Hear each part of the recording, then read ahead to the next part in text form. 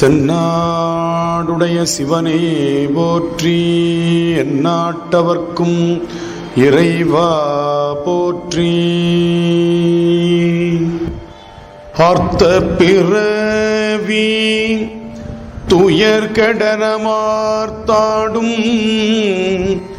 தீர்த்தனல் தில்லை சிற்றம்பலத்தே தீயாடும் கூத்தன் இவ்வானும் குவலயமும் எல்லோமும் காத்தும் படைத்தும் கரந்தும் விளையாடி வார்த்தையும் பேசி வளை சிலம்பவார் கலைகள் ஆர்ப்பரவம் செய்ய அணிகுழல் மேல் வண்டார்ப்ப பூத்திகழும் பொய்கை குடைந்துடையான் பொற்பாதம் ஏத்தியிரும் சுனை நீர் ஆடேலுரம் பாவாய்.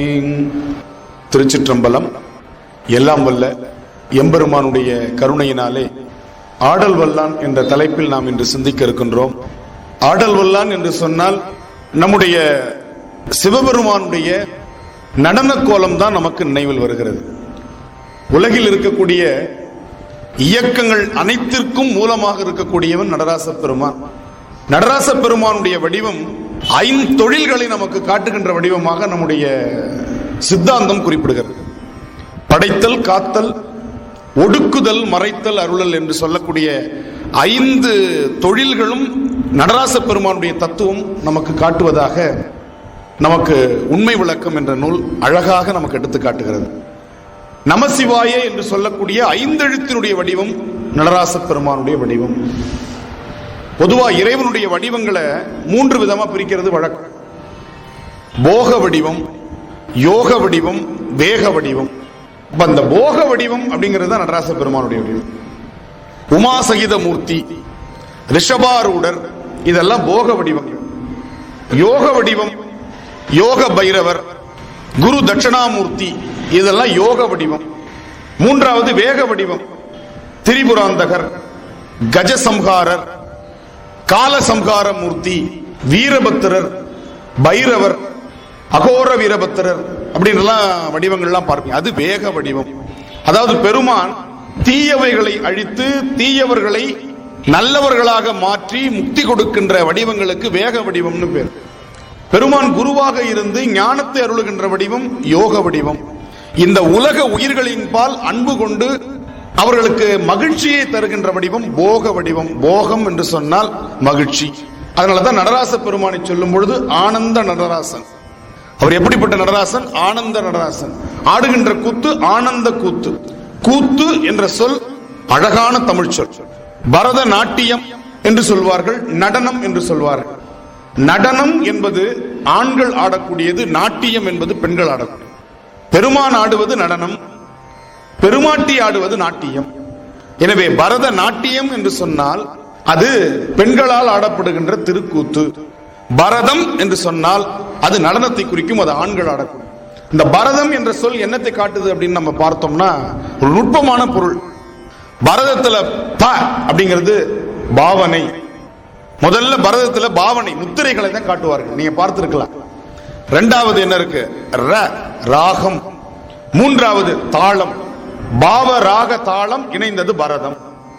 எனவே பாவத்தை ராகத்திற்கேற்றார் போல் வெளிப்படுத்தி தாளால் ஆடுவதால் அது பரத கலையானது. தாளால் தாளம் இடுவதால் தான் நம்ம கையில போடுற அந்த லயத்துக்கு பேர் தாளம்னு பேர். தாளம் என்ற சொல் முதல்ல பரதத்துல அவர்கள் தாளால என்ன பண்ணிருக்கிறாங்க? தாள்னா கால்கள் என்று பொருள். அவர்கள் காலால் அப்படி உதைச்சு ஆடுவார்கள். அப்படி ஆடும் பொழுது முதல் கண் என்ன பண்ணுவாங்க தெரியுமா? குரு வணக்கத்திற்கு முன்னால் ஒண்ணு செய்வாங்க, நிலத்தை தொட்டு வணங்குவாங்க. என்ன காரணம்? பஞ்சபூதங்களிலும் பெருமான் இருக்கிறான். எனவே இந்த நிலத்தில் நான் காலால் பரதமிட்டு ஆடப் போகிறேன். பெருமானே, இந்த நிலத்தை நான் மிதித்து ஆடும் பொழுது அதை நீ கலையாக எடுத்துக்கொள், என்னை மன்னித்து விடு என்று அந்த பெருமானிடத்தில் நம்ம என்ன பண்றோம்? முதல்ல மன்னிப்பு விண்ணப்பத்தை வைத்து விட்டு அந்த நிலத்தை தொட்டு வணங்கிட்டு ஆட தொடங்குவார். ஒரு கலையில் எவ்வளவு நுணுக்கம், எவ்வளவு சூட்சமம் இருக்கு பாரு. இதுவரையும் பரதம்ங்கிறதுக்கு பாவம், ராகம், தாளம் அப்படிங்கிறது சில பேருக்கு புதுமையா இருக்கு. அப்ப பெருமான் நடனங்களுக்கெல்லாம் நாயகனாக இருக்கின்றான். அவன் ஆட்டுகின்றான், நாம் ஆடுகின்றோம். இதைத்தான் அப்பர் பெருமான் சொல்லுகிறார், ஆட்டுவித்தால் ஆரொருவர் ஆடாதாரே, அடக்குவித்தால் ஆரொருவர் அடங்காதாரே. ஆட்டமா போடுற அப்படின்னு நம்ம கிராமத்துல சொல்லுவாங்க. பாரு உன்னை இறைவன் அடக்குவான் பாரு உன்னை அப்படின்னுவாங்க இல்லையா? அப்ப அவன் ஆட்டுவிக்கின்றான், நாம் ஆடிக்கொண்டிருக்கிறோம். என்னிடத்தில் ஒருத்தர் கேட்டாங்க, பெருமான் பரதநாட்டியம் ஆடும் பொழுது அல்லது நடராச மூர்த்தியாக இருக்கும் பொழுது கீழே ஒரு பையன் மாதிரி ஒருத்தர் படுத்திருக்கிறாரு, ஒரு குழந்தை மாதிரி இருக்குது, அது மேல ஏன் ஏறி ஆடுறார்? அதுதான் தத்துவம். அது குழந்தை அல்ல, அதுதான் ஆணவம். பெருமான் ஆணவத்தை அடக்கி அதன் மீது ஆட்சி புரிகிறான். யார் ஆணவத்தை அடக்குகிறார்களோ அவர்களுக்கு தான் ஞானம் கிடைக்கும். பெருமான் ஞான மூர்த்தி. எனவே ஆணவத்தை அழிக்க முடியாது, ஆனால் அடக்கி வைக்கலாம். ஏன்? மும்மலங்களும் அழியாது. மும்மலங்கள் என்ன ஆகுது? அழியாது. பதியினை போல் பசு பாசம் அனாதின்னு சொன்னார். அனாதினா ஆக்கவும் முடியாது, அழிக்கவும் முடியாதுக்கு பேர் அனாதின்னு பேர். அப்ப இறைவன் ஆணவத்தை அடக்கி ஆனந்த நடராசராக நமக்கு ஆடுகின்றான். இதுல என்ன நமக்கு சூட்சமம் தெரியுதுன்னா, நீங்களும் ஆணவத்தை அடக்கினால் மகிழ்ச்சியாக இருக்கலாம். நமக்கு ஆணவம் இருக்கிறதுனாலதான் மகிழ்ச்சியே போயிடுது. அதனாலதானே அவர் போட்டிருக்க சட்டை நல்லா இருக்கு, நம்மள்ட்ட அந்த சட்டை இல்லை. அங்கேயே ஆணவம் தொடங்குது இல்லையா? அவங்க கட்டி இருக்கிற புடவை நல்லா இருக்குது, நாம கட்டி இருக்கிற புடவை கண்ணை மூடிக்கிட்டு இருக்கு இல்லையா? நகை ஒவ்வொன்றும் நம்ம என்ன பண்றோம்? அடுத்தவர்களோடு ஒப்பிட்டு ஒப்பிட்டு பார்க்கும் பொழுது ஆணவம் துளிர் விடுகிறது. எப்படி துளிர் விடுகிறது? நாம அது மாதிரி ஒண்ணு வாங்கணும், வாங்கி காட்டணும். அவங்களுக்கு முன்னாடி அவங்கள விட சிறப்பா நகை அணிந்து போய் அவங்களுக்கு முன்னாடி நம்ம நிக்கணும். அப்படி நிக்கணும்னு நினைக்க வைக்கிறது தான் ஆணவம். மகிழ்ச்சி போயிடுது, தூக்கம் வர மாட்டேங்குது, பிறண்டு பிறண்டு படுக்கும் போது அவங்க போட்டிருந்த நகை தானே கண்ணுக்கு வருது, புடவை தானே கண்ணுக்கு வருது. அப்ப ஆணவம் இருந்தால் ஆனந்தம் போய்விடும். இதைத்தான் நடராசருடைய தத்துவம் நமக்கு காட்டுகிறது. ஆணவத்தை அடக்கினால் நமக்கு மகிழ்ச்சி. சரி, பெருமான் ஒரு காலை ஆணவத்தை ஊன்றி இருக்கிறார், இன்னொரு காலை என்ன பண்ணிருக்கார்? அப்படி தூக்கி இருக்கிறார். அந்த தூக்கிய திருவடி நமக்கு என்ன தத்துவம் சொல்லுகிறது? அதுதான் முக்தி தரும் திருவடி. இந்த திருவடியை நீ பற்றி கொண்டால் உனக்கு முக்தி கிடைக்கும் என்று பெருமானுடைய வலது கரம், நல்ல கவனிக்கணும், அந்த திருவடியை நோக்கி காட்டிக் கொண்டிருக்கும். பெருமான் வலது காலை ஊன்றி இடது காலை தான் தூக்கி இருப்பார். நீங்க எல்லா இடத்துலயும் பார்க்கலாம். அப்ப இந்த தத்துவம் எதை காட்டுகிறது? தூக்கிய திருவடி நமக்கு என்ன பண்ணும்? முக்தி கொடுக்கும். அப்ப முக்தி கொடுக்கிறது யார் அப்படின்னா இடப்பக்கம் இருக்கக்கூடிய அம்மை. எனவே சக்தியின் வாயிலாக சிவத்தை அடைகிறது. அதனால தான் அது அம்மை அப்பர்னு சொன்னோம். அம்மை அப்புறம் தான் என்னது? அப்பர். பெருமான் ஆணவத்தை அடக்குகின்றான், அம்மை முக்தியை நமக்கு தருகிறாள். எவ்வளவு ஒரு பெரிய அழகான ஒரு கருத்தை நடராச பெருமானுடைய வடிவம் நமக்கு காட்டுகிறது. இதத்தான் சொல்ற, ஆடை எடுத்திட்ட பாதம் அன்றோ நம்மை ஆட்கொண்டதே. ஆடை எடுத்திட்ட பாதம் என்னது? இடப்பாதம். அப்ப இடப்பாதம் தான் என்னை யார் ஆட்கொண்டுச்சா? திருநாவுக்கரசரை ஆட்கொண்டது என்று பாடுகிறார். அப்ப இடப்பாகமாக இருப்பது யார்? அம்மை, சக்தி. அப்ப சக்தியும் சிவமுமாக இருந்துதான் முக்தி அடைய முடியும். சக்தி முக்தி கொடுக்கணும்னா சிவத்தினுடைய கருணையால் ஆணவத்தை நம்ம அடக்கினா தான் சக்தி முக்தி கொடுக்க முடியும் இல்லையா? அப்ப சக்திக்கு முக்தியை தருவது ஒரு கடமையாக எப்பொழுது வரும் என்று சொன்னால் நாம் ஆணவத்தை அடக்கும் பொழுது வரும் என்பதைத்தான் நடராசர் தத்துவம் காட்டுது. இப்ப பஞ்சபூதங்களினுடைய செயல்பாடு நடராசர் எப்படி காட்டுறார்? நிலம், பெருமான் நிலத்தில் ஊன்றி ஆடுகின்றான். அடுத்தது நீர், அவனுடைய தலையில் சடாமகுடத்தில் என்ன இருக்கு? கங்கை இருக்கிறது, இரண்டாவது தத்துவம். அடுத்தது தீ, கையில் அவன் சுவாலையாக ஏந்தி இருக்கின்றான். நான்காவது என்ன தத்துவம்? காற்று தத்துவம். அவன் வீசி ஆடும் பொழுது அங்கிருந்து காற்று என்ன ஆகுது? தோற்றம் பெறுகிறது, வீசி ஆடுகிறான். என் தோள் வீசி நின்று ஆடும் பிரான் என்று அப்பர் சுவாமிகள் குறிப்பிடுவார். என் தோள் வீசி நின்று ஆடும் பிரான். அப்ப கை வீசும் பொழுது என்ன ஆகுது? காற்று வருகிறது. ஐந்தாவது தத்துவம் ஆகாயம், வெற்றிடம். பெருமான் காஸ்மிக் டான்ஸ் என்று ஆங்கிலத்தில் அதை சொல்லுகிறார்கள். இங்கிலாந்து பல்கலைக்கழகத்தில் நடராசருடைய உருவத்தை வைத்து இது உலகத்தினுடைய இயக்கம் என்று பாடம் நடத்தி கொண்டிருக்கிறார்கள். காஸ்மிக் டான்ஸ் அப்படின்னு அதுக்கு பேர். நீங்க இந்த பேர்ல சர்ச் பண்ணி பாருங்க, இணையதளத்தில் அதை பற்றிய விவரங்கள் வருகின்றன.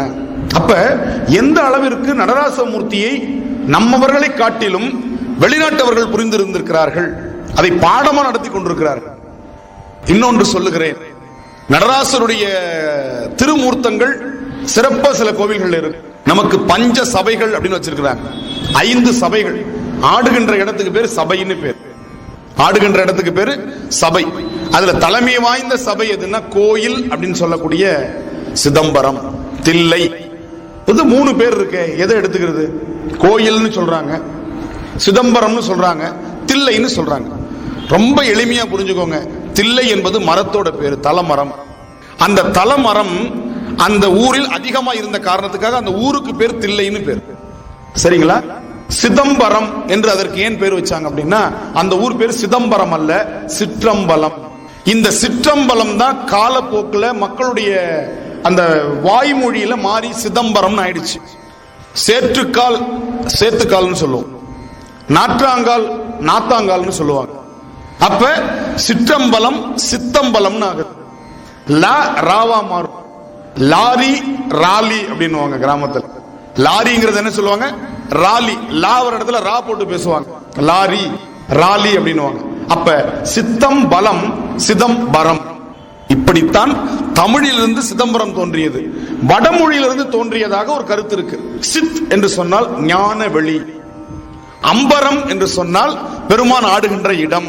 எனவே சித் கூட்டல் அம்பரம் சிதம்பரம் என்று ஆகியது என்று வடமொழி விளக்கமும் இருக்கு.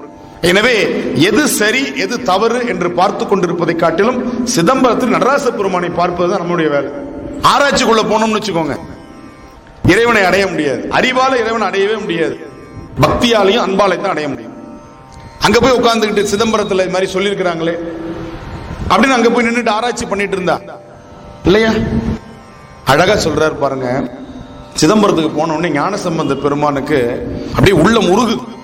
நடராச பெருமானை பார்த்தோடனே உள்ள முருகுது. முருகப்பெருமானை பார்த்த உடனே உள்ள முருகுதையான்னு பாடினாங்க இல்லையா? அது மாதிரி செல்வ நெடு மாடம் சென்று சேனோங்கி செல்வ மதி தோய செல்வம் உயர்கின்ற செல்வர் வாழ்த்தில்லை சிற்றம்பலமேய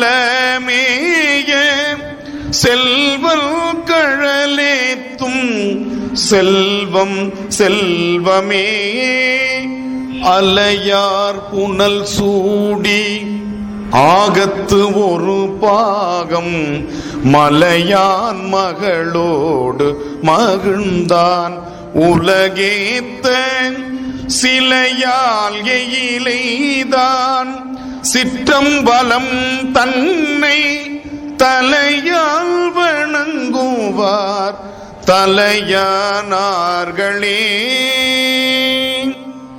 சிதம்பரத்தை தலையால் வணங்குவார் தலையானார்களே. யார் தலைமை இடத்திற்கு வர வேண்டும் என்று விருப்பப்படுகிறார்களோ அவர்கள் சிதம்பரத்தை தங்களுடைய தலையால் வணங்கினால் போதும் என்று ஞானசம்பந்தர் பாடுகிறார். அப்பர் பெருமான் ரொம்ப அழகா சொன்னார். என்ன சொன்னார்? பனைக்கை மும்மத வேழம் உரித்தவன் நினைப்பவர் மனம் கோயிலா கொண்டவன் அனைத்தும் வேடமாம் அம்பல கூத்தனை திணைத்தனை பொழுதும் மறந்துய்வனோ. அப்பர் பெருமான் வாக்கு. நினைப்பவர் மனம் கோயிலா கொண்டவன். சுந்தரமூர்த்தி சுவாமிகள் போய் நின்னாரா. சேக்கிழார் ரொம்ப அழகா சொல்லுவார். கண்ணால நடராசரை பார்த்தார். கண்ணால தானே பார்த்தாரு. அவருக்கு காது கேட்கல, மூக்கு நுகரல, வாய் பேசல, உடம்பு உணரல. ஏன்? இந்த 4 பேருடைய வேலையும் சேர்த்துக்கிட்டு கண்ணு பார்த்து கொண்டிருந்ததான். 5 பேர் அறிவும் கண்களே கொள்ள. 5 பேர் அறிவுனா யாரு? மெய், வாய், கண், மூக்கு, செவி. இந்த 5 பேருடைய வேலையும் கண்ணு மட்டும் செஞ்சதுனா என்ன பொருள்? கோவில்ல நிற்கும் பொழுது நாம் அப்படி பூஜை பண்ணணும், அப்படி வழிபாடு செய்யணும். இறைவனை பார்க்கும் பொழுது கண்கள் பார்க்கின்றன என்று நினைத்துக் கொண்டிருக்க கூடாது. காதுகளும் இறை ஒலியை கேட்டுக் கொண்டிருக்க வேண்டும். உங்களுடைய ஒவ்வொரு அவயவங்களும் இறை சிந்தனையோடு இருக்கணுங்கிறது தான் சேக்கிழார் சொன்னார். 5 பேர் அறிவும் கண்களே கொள்ள. அளப்பரும் கரணங்கள் 4 திருந்து சிந்தையேயாக. மனம், புத்தி, சித்தம், அகங்காரம். 4 கரணம். இந்த 4ல சிந்தை மட்டும்தான் வேலை செஞ்சுதான். சித்தம் சிந்திக்கும். எது சிந்திச்சது? சிவனடியே சிந்திக்கும் திருப்பெருகு சிவஞானம்னு சொன்னார் ஞானசம்பந்தருக்கு. அந்த மாதிரி சிவனுடைய திருவடியை மட்டுமே சிந்தித்ததான் சுந்தரர். மாணிக்க வாசகர் ரொம்ப அழகா சொன்னார், கண்டபத்துன்னு அதுக்கு பேர். பெருமானை அவர் போய் பார்த்த அந்த பொழுதுக்கு கண்டபத்து. பெருமானை கண்டனால் அவருக்கு என்ன கிடைச்சது? அவர் தான் சொன்னார், பூதங்கள் ஐந்தாகி புலனாகி பொருளாகி. பெருமான் எப்படி இருக்கிறானா? 5 பூதமாக இருக்கிறான், 5 புலன்களாக இருக்கிறான், நீ பார்க்கின்ற அத்தனை பொருளாக இருக்கிறான் முடிச்சிட்டார். ஏன்னா ஒவ்வொன்றா கேட்டுக்கிட்டே இருப்பான், அடுத்தது அடுத்தது அடுத்ததுன்னு சொல்லி முடிச்சிட்டார். நீ பார்க்கிற அத்தனை பொருளும் பெருமானாக இருக்கிறான். பூதங்கள் 5ஆகி புலனாகி பொருளாகி வேதங்கள் அனைத்துமாய். இந்த உலகத்தில் என்னென்ன வேறுபாடு இருக்கிறதோ அத்தனை வேறுபாடுகளாகவும் அவன் இருக்கிறான். சரி, அப்ப அவன் வேறுபட்டவனா இருக்கிறானா? இல்ல. வேதங்கள் அனைத்துமாய் வேதம் இல்லா பெருமையனை. ஆனால் இந்த உலகத்தில் உள்ள உயிர்கள் அத்தனை மேலும் அவனுக்கு பிரியம். யார்கிட்டையும் அவன் பேதம் பார்ப்பதில்லை. என்கிட்ட ஒருத்தர் வந்து கேட்டார், இப்ப துளசி நடராச பெருமானுக்கு அர்ச்சனை செய்யலாமா? ஒரு கேள்வி வந்துச்சு, துளசி நடராச பெருமானுக்கு அர்ச்சனை செய்யலாமா? நான் கேட்டேன், யாரு செய்யக்கூடாதுன்னு சொன்னாங்க? இல்ல, ஒரு அடியார் வந்து சொன்னார், துளசி நடராச பெருமானுக்கு அர்ச்சனை பண்ணக்கூடாது, அது திருமாலுக்கு தான் அர்ச்சனை பண்ணணும். நான் சொன்னேன், அது நடராச பெருமான் வந்து சொன்னாரா, இல்ல பெருமாள் வந்து அது எனக்கு மட்டும் உரியதுன்னு சொல்லி கேஸ் போட போறாரா? எவ்வளவு மூட நம்பிக்கைகள் சைவத்தில் வந்துட்டு இருக்கு பாருங்க. பெருமானுக்கு வில்வம் எப்படி உயர்ந்தது என்று நினைக்கின்றீர்களோ அதை போலத்தான் ஒரு சாலையில் இருக்கக்கூடிய புல்லும் உயர்ந்தது.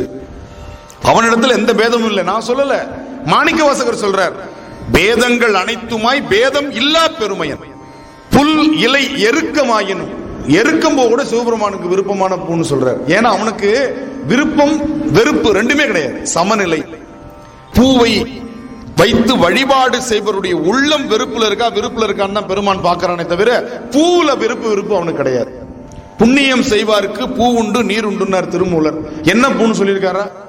ரோசா பூன்னு சொல்லியிருக்காரா, இல்ல நந்தியாவட்டன்னு சொல்லியிருக்காரா, இல்ல செவ்வந்தி பூன்னு சொல்லியிருக்காரா? பூன்னு சொல்லி நிறுத்திட்டார். எந்த பூவா இருந்தாலும் பரவாயில்ல. யாவர்க்குமாம் இறைவருக்கு ஒரு பச்சிலை வில்வம்னு சொல்லியிருக்காரா? சொல்லுங்க. அருகம்புல்னு சொல்லியிருக்காரா? துளசி வேண்டான்னு சொல்லியிருக்கிறார்? கிடையாது. பச்சிலைன்னு சொல்லிட்டார். பச்சையா இருக்கிற எது போட்டாலும் இறைவனுக்கு பிடிக்கும். அப்ப துளசி. இன்னொன்னு சொல்றேன், சிவராத்திரி வருது இல்லையா, மாசி மாசம். சிவராத்திரியில 3ஆம் காலம் சிவலிங்கத்துக்கு என்ன அர்ச்சனை பண்ணுவாங்க தெரியுமா? துளசி அர்ச்சனை. இது பல பேருக்கு தெரிந்திருக்கும், தெரியாதவர்களுக்காக நான் சொல்லுகிறேன். 3ஆம் காலத்துல பெருமானுக்கு அர்ச்சிக்கக்கூடியது வில்வம் அல்ல, துளசி. எவ்வளவு பெரிய விஷயம். நமக்கு பேதமே கிடையாது, நமக்கு எந்த பேதமும் கிடையாது. இது பிடித்த மலர், இது பிடிக்காத மலர்னு சிவபெருமானுக்கு எதுவுமே கிடையாது. இந்த பேதத்தை இன்னோடு சாதி மதம் இனம் மொழி நாடு நகரம் பொருள் ஆண் பெண் அலி எந்த பேதமும் இல்லை. அது அழகா சொல்றார் நம்முடைய மாணிக்க வாசக பெருமான்.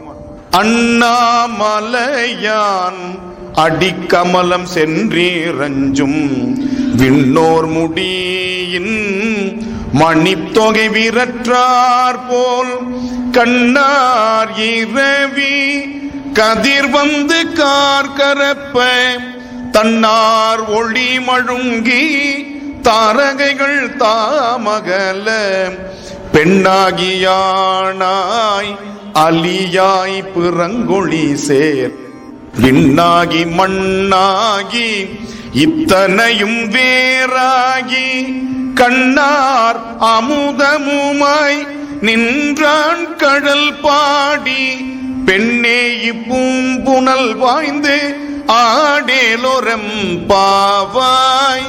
பெண்ணாகி ஆனாய் அலியாய் பிறங்கொழி சேர் விண்ணாகி மண்ணாகி இத்தனையும் வேறாய். இறைவன் எல்லாமாவும் இருக்கிறான் என்று சொன்னது நம்முடைய மாணிக்க வாசகர். அவனிடத்தில் எந்த பேதமும் இல்லை. மார்கழி மாதத்தில் இந்த திருவாதிரையை சிறப்பாக கொண்டாடுறோம். அடுத்த கேள்வி, திருவாதிரை நட்சத்திரம் மாசம் வருமே, அது என்ன மார்கழி திருவாதிரை? ஆண்டாள் சொல்றா இல்லையா, மார்கழி திங்கள் மதி நிறைந்த நன்னாள். இந்த மார்கழி மாதத்தில் விடியற்காலை பொழுது என்பது மிக உகந்த பொழுது. அந்த விடியற்காலை பொழுதுங்கிறது மார்கழி மாதம் முழுவதும் விடியற்காலை பொழுது. அது அடுத்த சூட்சுமம். நமக்கு ஓர் ஆண்டு என்பது தேவர்களுக்கு ஒரு நாள். நமக்கு ஓர் ஆண்டு என்பது தேவர்களுக்கு ஒரு நாள் இல்லையா? நமக்கு ஒரு மாதம் என்பது தேவர்களுக்கு ஒரு பொழுது. அப்ப மார்கழி மாதம் என்பது தேவர்களுக்கு விடியற் காலை பொழுது. நமக்கு மார்கழி மாதம் காலையா இருந்தாலும் மதியமாக இருந்தாலும் இரவாக இருந்தாலும் தேவர்களுக்கு அது என்னது? விடியற் காலை பொழுது. இப்படி நான் பாடம் நடத்தி கொண்டிருந்தேன் எங்க மாணவர்களுக்கு. அதுல ஒரு மாணவன் எந்திரிச்சான், என்ன சார் இது, அறிவுக்கு பொருந்தாத விஷயத்தை அடிச்சு விட்டுட்டு இருக்கீங்க, நமக்கு ஓராண்டுங்கிறது தேவருக்கு ஒரு நாள், எப்படி அது சரியா வரும்னா? நான் ஒரே ஒரு கேள்விதான் கேட்டேன். நமக்கு பகலாக இருக்கும் பொழுது அமெரிக்கால ராத்திரியா இருக்குது, ஒரே பூமியிலேயே காலங்கள் வேறுபடும் பொழுது, நல்ல கவனிக்கணும், ஒரே பூமி பந்தினுடைய ஒரு பக்கத்தில் இருக்கக்கூடிய நேரம் இன்னொரு பக்கத்தில் இல்ல. நமக்கு பகல், அங்க இரவு, அங்க இரவு, நமக்கு பகல். 12 மணி நேரம் ஒரு நாளில் ஒரே பூமியில் வித்தியாசங்கள் வரும் பொழுது பல கோடி மைல்களுக்கு அப்பால் இருக்கக்கூடிய கிரகங்களில் எப்படி வித்தியாசம் வராமல் இருக்கும்னு பையன் உட்கார்ந்துட்டான். இல்லையா? ஒரே பூமி பந்தில் தான் இருக்கு, அமெரிக்காவும் இருக்கு, இந்தியாவும் இருக்கு. இன்னும் சொல்ல போனா நாம 1/1/2015 புத்தாண்டை வரவேற்றோம். நமக்கு முன்னாடி 6 மணி நேரத்துக்கு முன்னாடி ஆஸ்திரேலியாக்காரன் புத்தாண்டை கொண்டாடிட்டான். நம்ம தொலைக்காட்சியில பாக்குறோம். நமக்கு மணி 6 மணி தான் ஆகுது, மாலை 6 மணி. நமக்கு டேட்டு படி 31/12/2014 நமக்கு டேட்டு. ஆனா ஆஸ்திரேலியாவுக்கு 1/1/2015 பிறந்துருச்சு. நம்ம கொண்டாடி முடிச்சுட்டு டிவி எல்லாம் பார்த்து முடிச்சுட்டு உட்கார்றோம். நமக்கு மத்தியானம் 12 ஆகும்பொழுது அமெரிக்கால கொண்டாடுறான். அவன் கொண்டாடி முடிச்சு 2.5 மணி நேரம் கழிச்சு கனடாக்காரன் கொண்டாடுறான். எத்தனை மணிக்கு? 2 மணிக்கு தான் அவனுக்கு பிறகுது. அப்போ ஒரே பூமி பந்தில் இவ்வளவு வேறுபாடுகள் வரும் பொழுது, கிரகங்களை தாண்டி பேசும் பொழுது, இது உண்மை, இது சாத்தியம் இல்லையா? அப்படி இந்த அழகான விஷயத்தை தான் மார்கழி மாதத்தை நம்முடைய முன்னோர்கள் விடியற்காலை பொழுது என்ற காரணத்தினால் ஒரு விதிவிலக்கு வச்சாங்க. பொதுவா பூபாலம் என்ற ராகத்தை இரவுல பாடக்கூடாது. தமிழ்ல புறநீர்மை என்ற ஒரு பண், அதை இரவுல பாட மாட்டாங்க. ஆனால் மார்கழி மாதத்திற்கு மட்டும் விதிவிலக்கு உண்டு. ராத்திரி 10 மணிக்கு கூட நீங்க பூபாலத்தை பாடலாம், யாரும் கேள்வி கேட்க முடியாது. ஏன்? அது விடியற்காலை பொழுது. இதையே சாக்கா வச்சுட்டு தூங்கிட்டு இருக்க கூடாது. நான் எப்ப எந்திரிச்சாலும் விடியற்காலை தானே. உடனே நம்ம ஆளுங்க கேள்வி கேட்கும் போது நம்ம ஆளுங்களுக்கு எங்க இருந்துதான் அறிவு கொட்டுமோ தெரியாது, பதில் சொல்றோம் திக்கி திணறிடுவான். அப்ப மார்கழி மாதம் முழுவதும் விடியற்காலை பொழுது என்று சொன்னால், நாங்க காலையில் 8 மணிக்கு எந்திரிச்சா ஏன் திட்டுறீங்க? அடுத்த கேள்வி வருது பாருங்க. அது தேவர்களுக்கு தான், உங்களுக்கு இல்ல. அது யாருக்கு? வானுலகத்தில் இருக்கக்கூடிய தெய்வங்களுக்கு, தேவர்களுக்கு தான், நமக்கு இல்லை. ஏன்னா இன்னைக்கு பசங்கள்ட்ட கேள்வி கேட்க முடியல. ஒரு பொண்ணுகிட்ட தான் கேட்டேன், எத்தனை வயசுமா உனக்குன்னு. அந்த பொண்ணு சொல்லிச்சு 12 வயசு சார் அப்படின்னு. உங்க அப்பாவுக்கு எத்தனை வயசுன்னு? எங்க அப்பாவுக்கு 12 வயசுன்னு. எனக்கு தூக்கி வாரி போட்டுச்சு. உனக்கு எத்தனை வயசுன்னா 12 வயசுன்னு நியாயம், உங்க அப்பாவுக்கு எத்தனை வயசுன்னா 12 வயசுன்னு. என்னமா அப்படி சொல்றேன்? இல்ல, நான் பிறந்ததுக்கு அப்புறம் தான் ஒரு அப்பா ஆனாரு. சரியான பதில். நீங்க என்ன கேட்டீங்க? எங்க அப்பா பேரு மாணிக்கத்துக்கு என்ன வயசுன்னு கேட்டீங்கன்னா நான் சொல்லியிருப்பேன். நீங்க உங்க அப்பாக்குன்னு சொன்னீங்க, அவர் எப்ப அப்பா ஆனாருன்னு கேட்டுச்சு. நான் பிறந்ததுக்கு அப்புறம் அப்பா, அப்பா அவருக்கு 12 வயசு தானே. அப்பாங்கிற ஸ்தானத்துக்கு எத்தனை வயசு? 12 வயசு. ஆனா எங்க அப்பாவுடைய பேர் 12 வயசுன்னு நான் சொல்லலையேன்னு திக்கி திணறிட்டேன். நடந்த உண்மையை சொல்றேன். எவ்வளவு புத்திசாலித்தனமாக குழந்தைகள் யோசிக்கின்றார்கள். இந்த கேள்வி கேட்கும் பொழுதுலாம் நான் கொஞ்சம் கலவரப்பட்டுருவேன். என்ன இன்னைக்கு குண்டை தூக்கி போட போறாங்க குழந்தைங்கன்னு தெரியலையே. அவ்வளவு அறிவாளிகளா இருக்கிறாங்க, அவ்வளவு ஞானிகளாக இருக்கிறார்கள். அவர்களை நம்ம சரியான பாதையில கொண்டு போயிட்டோம்னா, அதை விட இந்த உலகத்தில் உங்களுக்கு கிடைத்திருக்கிற பேரு வேற கிடையாது. ஏன்னா நமக்கெல்லாம் அறிவு ரொம்ப லேட்டா தான் கிடைச்சது. ஆனால் அவர்களுக்கு அறிவு இன்னைக்கு கருவிலேயே திரு என்பது போல உலகத்தில் இருக்க அத்தனை விஷயங்களும் இன்னைக்கு அவங்களுடைய ஒரு செல்பேசியில வந்துருது. நல்லது வருது, கெட்டது வருது. நாம் நன்றின்பால் உய்ப்பது அறிவுன்னு அவங்களுக்கு நல்லது பக்கம் அந்த அறிவை திருப்பி விட்டோம்னா, அவங்கள விட மிகப்பெரிய அறிவாளிகளை, ஞானிகளை நம்ம பார்க்க முடியாது. ஞானம் அவர்களிடத்தில் அப்படி இருக்கிறது. அதனால கொஞ்சம் குழந்தைங்களுக்கு ஆன்மீக கல்வியை நீங்க கொடுங்க. பள்ளிகளில் விட்டுட்டாங்க, நாம தான் கொடுக்கணும். இந்த மாதிரி சமய சொற்பொழிவுகளுக்கு நான் அடிக்கடி சொல்லுவேன், விவரம் தெரிந்த குழந்தைகளை அழைச்சிட்டு வாங்க. ஏன்னா அவங்க கேட்கறது ரொம்ப முக்கியம். நீங்க கேட்டுட்டு என்ன செய்வீங்க? அவங்களுக்கு சொல்றதுக்கு நமக்கு நேரம் இல்லை. உண்மை அதுதானே. எத்தனை பேர் வீட்டில் போய் இதை பகிர்ந்துக்கிறோம்? இன்னைக்கு சொற்பொழிவாளர் இதை பேசினார் அப்படின்னு எத்தனை பேர் வீட்டில் போய் சொல்ல போறோம்? வீட்டுக்கு போனோடனே நமக்கு இந்த மறந்துடும், வீட்டு ஞாபகம் தான் வரும் இல்லையா? அப்ப குழந்தைகள் கேட்டாங்கன்னா 4 பேர் அதுக்கு நிச்சயமா பேசும். தெரியுமா, இன்னைக்கு ஒரு விஷயம் கேட்டேன், வித்தியாசமா இருந்தது, பூமியை பத்தி சொன்னாரு, நேரத்தை பத்தி சொன்னார், ஏதோ ஒரு விஷயம் அந்த குழந்தையுடைய மனதில் பதிவாகிறது. அந்த பதிவை நீங்கள் ஏற்படுத்தினீங்க, நீங்க தான் ஒரு பெரிய. அப்ப சமயத்தில் உள்ள மூட நம்பிக்கையை விட்டு விட்டு அறிவியல் பூர்வமாக அந்த குழந்தைகளுக்கு சமயத்தை கொண்டு போனீங்கன்னா அந்த குழந்தைகள் புரிந்து கொள்ளும், அந்த சமயத்தின் பால் அவர்களுக்கு நம்பிக்கை வரும். இப்ப திருவாதிரைக்கு களி சாப்பிடுறது எப்ப வந்துச்சு? அடுத்த கேள்வி. திருவாதிரைக்கு ஒரு வாக்களின்னு ஒரு பழமொழி. திருவாதிரைக்கு ஒரு வாக்களி அப்படின்னா ஒரு வாய் களி திருவாதிரைக்கு சாப்பிடணும் அப்படின்னு ஒரு சம்பிரதாயம். நல்லா தெரிஞ்சுக்கோங்க, திருவாதிரைக்கு ஒரு வாக்களி என்று சொன்னால் திருவாதிரை நோன்பு இருந்தால் ஒருவா என்று சொன்னால் நீங்காத என்று பொருள். களி என்று சொன்னால் மகிழ்ச்சி, நீங்காத மகிழ்ச்சி கிடைக்கும் உங்களுக்குன்னு பொருள். திருவாதிரைக்கு ஒருவா களின்னா நீங்காத செல்வம் நிறைந்தேலோர் எம்பாவாயின்னு பாண்டாங்களே ஆண்டாள், அந்த மாதிரி நீங்காத மகிழ்ச்சி உங்களுக்கு கிடைக்கும் திருவாதிரை விரதம் இருப்பவர்களுக்கு. இது களி என்பது பிற்காலத்தில் என்ன ஆயிடுச்சு, ஒரு உணவுப் பொருளுடைய பேர். எங்க தஞ்சாவூர் மாவட்டத்தில் ஒரு கோவில் இருக்கு, உப்பிலி அப்பன் கோவில்னு பேர். அந்த ஊர்ல இருக்கிற சாமிக்கு படைக்கிற பிரசாதத்துல உப்பு போட மாட்டாங்க.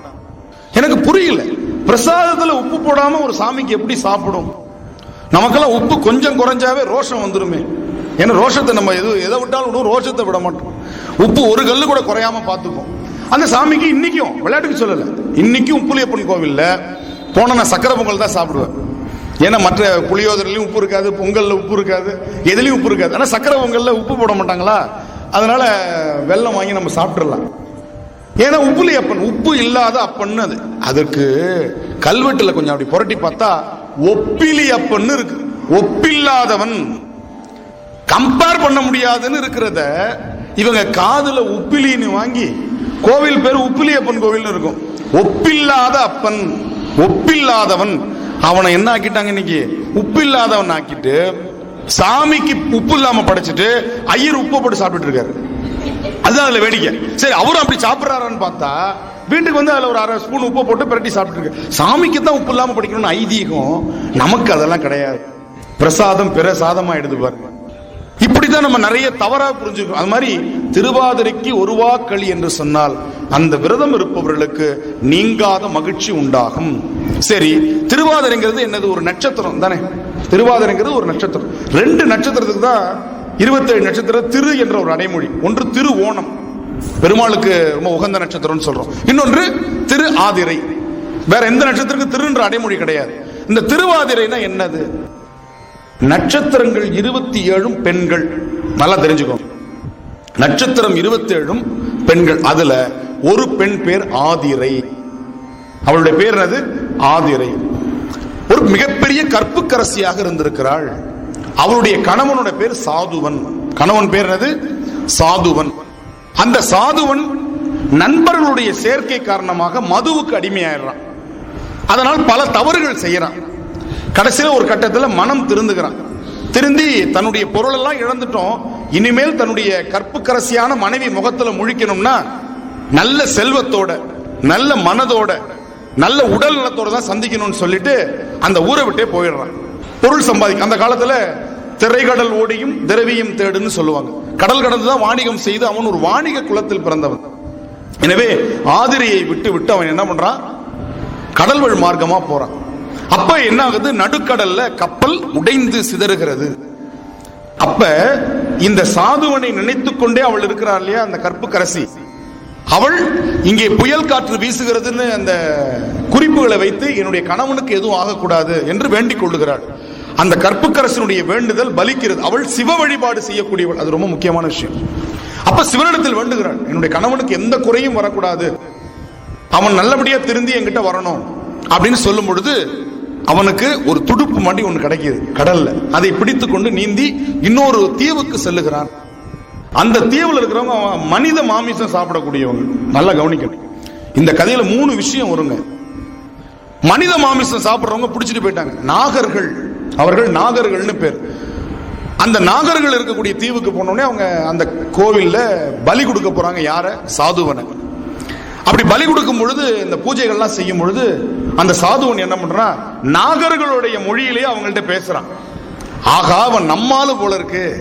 இன்னைக்கு நீங்க பாத்தீங்கன்னா ஒரு பேருந்துல மலையாளிகள், தெலுங்கர்கள், கன்னடர்கள், தமிழர்கள் போனாங்கன்னா, தமிழர்கள் உட்கார்ந்து இருந்தாங்கன்னா நம்பாளு அந்த பக்கம் திரும்பிக்குவோம். இடம் இருக்கா, கொடுக்க மாட்டான். இதே ஒரு மலையாளம் பேசக்கூடிய கேரளாக்காரர் இருந்தாருன்னா கொஞ்சம் வந்து உட்காருங்க அப்படின்னு கேரளாக்காரனுக்கு இடம் கொடுப்பான். கன்னடம் பேசுறவன் கன்னடக்காரனுக்கு இடம் கொடுப்பான். தெலுங்கு பேசுறவன் தெலுங்குக்காரனுக்கு இடம் கொடுப்பான். இடமே கொடுக்காம ஒரு குழந்தைய கையில வச்சிருக்கிற கை குழந்தையா இருந்தாலும் சரி, வயிற்றுக்குள்ள இருக்கக்கூடிய பிள்ளைத்தாச்சி பொம்பளையா இருந்தாலும் சரி, அந்த பக்கம் திரும்பிக்கிறது யாருன்னு பார்த்தீங்கன்னா நம்முடைய தமிழ்நாட்டை சார்ந்தவர்களாக இருப்பார்கள். உண்மையா இல்லையான்னு அவங்களுடைய அனுபவத்தை வச்சு புரிஞ்சுக்கோங்க. என்னுடைய அனுபவம் இப்படித்தான். இறைவன் எனக்கு அந்த மாதிரி நல்லவர்களை காட்டவே மாட்டேங்கிறான். என்னன்னு தெரியல. நான் பார்த்தது பூரா அப்படிதான் இருக்கு. ஆனால் ஒரு தொடர் வண்டியில நேற்று வரும் பொழுது ஆர்எஸ்ன்னு சொல்லுவாங்க, நல்லா தெரியும் உங்களுக்கு. ஒரு பர்த் 2 பேருக்கு கொடுத்துருப்பாங்க. அதுல 2 பேர்ல ஒருவர் வந்து மலையாளி, இன்னொரு மலையாளி ஒருத்தர் வராரு. அவங்க 2 பேரும் அட்ஜஸ்ட் பண்ணிக்கிட்டு ஒருவருக்கு ஒருவர் பேசிக்கொண்டு ஒருத்தர் தூங்குறாரு, ஒருத்தர் கால் மாட்டில் உட்கார்ந்து இருக்கிறாரு. மறுநாள் காலையில நீ காலையில வந்து சேரும்போது பாக்குற உட்கார்ந்து இருந்தவர் தூங்கிட்டு இருக்காரு, அவரு உட்கார்ந்து இருந்தார், படுத்திருந்தவர். அப்ப அவர்கள் எவ்வளவு நேரம் பேசினார்கள், எப்படி விட்டு கொடுத்து வந்தார்கள். நம்ம உட்கார்ந்தே இருந்தாலும் இருப்போனே தவிர 2 பேரும் தூங்க மாட்டாங்க. நல்லா பார்த்துருக்கலாம். நீங்க பாருங்களேன். அப்ப இந்த குணம் பாருங்க நம்மள்ட்ட இருக்கு பாருங்க. அப்ப இந்த சாதுவன் அவர்கள் மொழியில பேசின உடனே அந்த நாகர்களுக்கு ஐயோ நம்ம இனத்தை சார்ந்தவன், இவனை நம்ம கொல்லக்கூடாது என்று சொல்லி அவனை விட்டு விடுகிறார்கள். அவன் திரும்பவும் இன்னொரு தீவுக்கு போகிறான். அப்ப நாம இன்னொரு பாஷை கத்துக்கிறது எவ்வளவு அவசியம்னு நமக்கு சாதுவன் வரலாறு சொல்லுகிறது. தாய்மொழி மட்டும் பத்தாதுங்க, இன்னொரு மொழி தெரிஞ்சு வச்சுக்கோங்க, சாதுவன் வரலாறு நமக்கு சொல்லுகிறது. அப்ப அவன் இன்னொரு தீவுக்கு போகும்பொழுது அங்கே இருப்பவர்கள் மதுவில் மயங்கி கிடக்கிறார்கள். அந்த நாட்டு அரசனை மதுவினுடைய தீமைகள் எல்லாம் சொல்லி முதல்ல 2000 வருஷத்துக்கு முன்னாடி மது விலக்கு பிரச்சாரம் செய்தவன் சாதுவன், ஆதிரியோட கணவன். பல விஷயங்கள் உங்களுக்கு நான் இன்னைக்கு சொல்றது. மதுவிலக்கு பிரச்சாரம் செய்து மதுவை முற்றிலுமாக நீக்க வேண்டும், அது உன்னுடைய மனதை மயக்கி உன்னை தவறான பாதையில் இட்டு சென்றுவிடும், என்னுடைய வாழ்க்கையே அதற்கு உதாரணம் என்று சொல்லி திருப்புகழ் பாடிய அருணகிரிநாதரை போல, அருணகிரிநாதர் பாடல்கள் முழுக்க சொல்லுவார், இப்படி சேராத இடம் தன்னில் சேர்ந்து விடாதே, இந்த மாதிரி ஒழுக்கமின்மையால் நான் இவ்வளவு அவதிப்பட்டிருக்கேன், நீ அப்படி போயிடாதேன்னு ஒரு பாட்டுல நிறைய இடத்துல வரும். காமியத்து அடுந்து இளையாதே, காலர்கை படிந்து மடியாதே. காமியம்னா அளவுக்கு மீறி ஆசைப்படாத, அளவுக்கு மீறி காமத்தை வளர்த்து கொள்ளாத, அது உனக்கு என்ன ஒண்ணும் காலன்ட்ட கொண்டு போய் விட்டுரும், யமன்ட்ட கொண்டு போய் விட்டுருன்னு சொல்றார். இன்னைக்கு எய்ட்ஸ் அப்படின்னு ஒரு நோயை பற்றி பேசி கொண்டிருக்கிறோமே, அருணகிரிநாதர் அன்னைக்கு சொன்னார், காமியத்து அழுந்தி இளையாதே, இழைச்சு போயிடுவான், உடம்பு இழைக்கும், உடம்பை இழைக்க வைக்கிற நோய் இன்னைக்கு சொல்றோம் கண்டுபிடிச்சு. காமத்தால் உடம்பு இழைத்தால் அந்த நோய்க்கு இன்னைக்கு பேர் சொல்றோம். அவர் சொன்னார், எவ்வளவு பெரிய அறிவாளிகள் ஞானிகள் பாருங்க, காலர் கை படிந்து மடியாது, கடைசியில் என்ன போறான், இறந்து போறான் நோயினால். அப்ப சாதுவன் தன்னுடைய வாழ்க்கையை சொல்லி அந்த தலைவனை திருத்துகிறான். தலைவன் எவ்வழியோ மக்கள் அவ்வழி, அந்த மக்களே திருந்துகிறார்கள். அப்புறம் அந்த மக்கள் என்ன பண்றாங்க, சாதுவனுக்கு நிறைய பொருள் கொடுத்து ஒரு படகையும் கொடுத்து நீ உன் வீட்டுக்கு போப்பா அப்படின்னு சொல்லி அனுப்புகிறார்கள். அவன் வருகின்ற வரையில் அவள் ஆதிரை விரதம் காத்த காரணத்தினால் தான் மார்கழி மாதத்தில் வருகின்ற திருவாதிரை நோன்பு கணவன் நன்றாக இருக்க வேண்டும் என்று பெண்கள் செய்யக்கூடிய மாங்கல்ய நோன்பாக இன்றும் கொண்டாடப்படுகிறது, மாங்கல்ய பூஜையாக கொண்டாடப்படுகிறது. இந்த கதை தெரிஞ்சுக்கிட்டு அந்த நோன்பு எடுத்துக்கணும். பக்கத்து வீட்டுக்காரங்க செய்யறாங்களேன்னு போட்டிக்கு நம்ம என்ன பண்ணக்கூடாது, நோன்பு எடுத்துக்க கூடாது. மற்ற நாள்லாம் புருஷனை திட்ட வேண்டியது, வைய வேண்டியது. நான் சொல்லுவேன், கோவிலுக்கு போனாங்கன்னா நீங்க பார்த்துருக்கலாம், அதுவும் அம்மன் கோவிலுக்கு போனா இவங்க ஆடுற ஆட்டத்துக்கு அளவே இல்லை. நான் சொல்ற தலையை விரிச்சு போட்டு வேப்பிலை எடுத்துட்டு ஆடுற ஆட்டம் இல்லை. கோவில் குங்குமம் கொடுத்தான்னா அவ்வளவு பவ்யமா கையில வாங்கி அவங்களுக்கு வச்சுக்கிறாங்களோ இல்லையோ, அந்த தாலியை பவ்யமா வெளியில் எடுத்து தாலிக்கு, அந்த தாலிக்கு கொடுக்கிற மரியாதையை கட்டின புருஷனுக்கு கொடுக்க கூடாத கொஞ்சம் ஒரு 10% அப்படின்னு நான் நினைக்கிறது உண்டு. அதுல ஒரு 10% அவருக்கு கொடுங்க, அவரை திட்டிகிட்டே அவரை வைப்பாங்க. ஏன் இருங்க சும்மா இருங்க, கோவிலுக்கு வந்து கூட அவசரப்படுத்திக்கிட்டு வைக்கிறது யாருக்கு, தாலிக்கு. அவரை திட்டிக்கிட்டு புள்ள ஓடுது பாருங்க, அது பிடிங்க. அப்ப நம்ம கவனம் எதுல இருக்குதுன்னா சடங்குல இருக்க ஒழிய வாழ்க்கையில் பின்பற்றுகிறோமா? நோன்பு பக்கத்து வீட்டுக்காரங்க இருக்கிறாங்க, நாம இருக்கிறோம். நோன்பு இருக்கிற தப்பு நான் சொல்லல, என்ன நோக்கத்திற்காக நோன்பு கொண்டாடப்படுகிறது? அப்படி கற்புக்கரசியாக இருந்து தன்னுடைய கணவனை அடைந்தவள் யாரு? ஆதிரை. அவள் நட்சத்திரமாக இந்த விண்ணில் மலர்கின்றாள், ஒளிர்கின்றாள். இது நடந்தது மார்கழி மாதம். எனவே அவள் சிவபெருமானை வேண்டி நட்சத்திரமாக ஆன காரணத்தினால், சிவபெருமானுக்கு மிக உகந்த பக்தையாக இருந்த காரணத்தினால் சிவபெருமான் அவளுக்கு காட்சி கொடுத்த நாள் திருவாதிரை.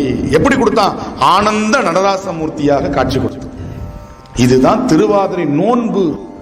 இந்த ஆதிரை என்று சொல்லுகின்ற விழா சங்க இலக்கியத்திலிருந்து கொண்டாடப்படுகிறது. சிவபெருமானுக்கு அதனால ஒரு பேர் ஆதிரையான். என்ன பேர்? ஆதிரையான் என்று அவனுக்கு ஒரு பேர். அப்பர் பெருமான் இந்த பேரை வச்சு பாடுகிறார்.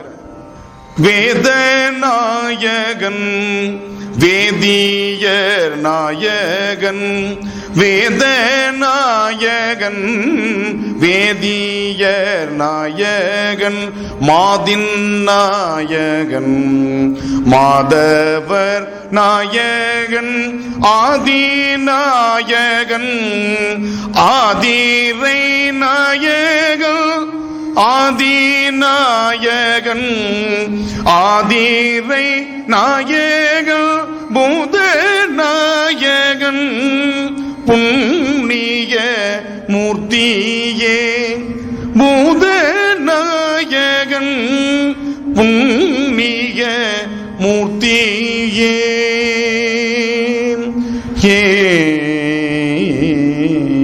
இந்த ராகத்துக்கு பேர் சரஸ்வதின்னு பேர்.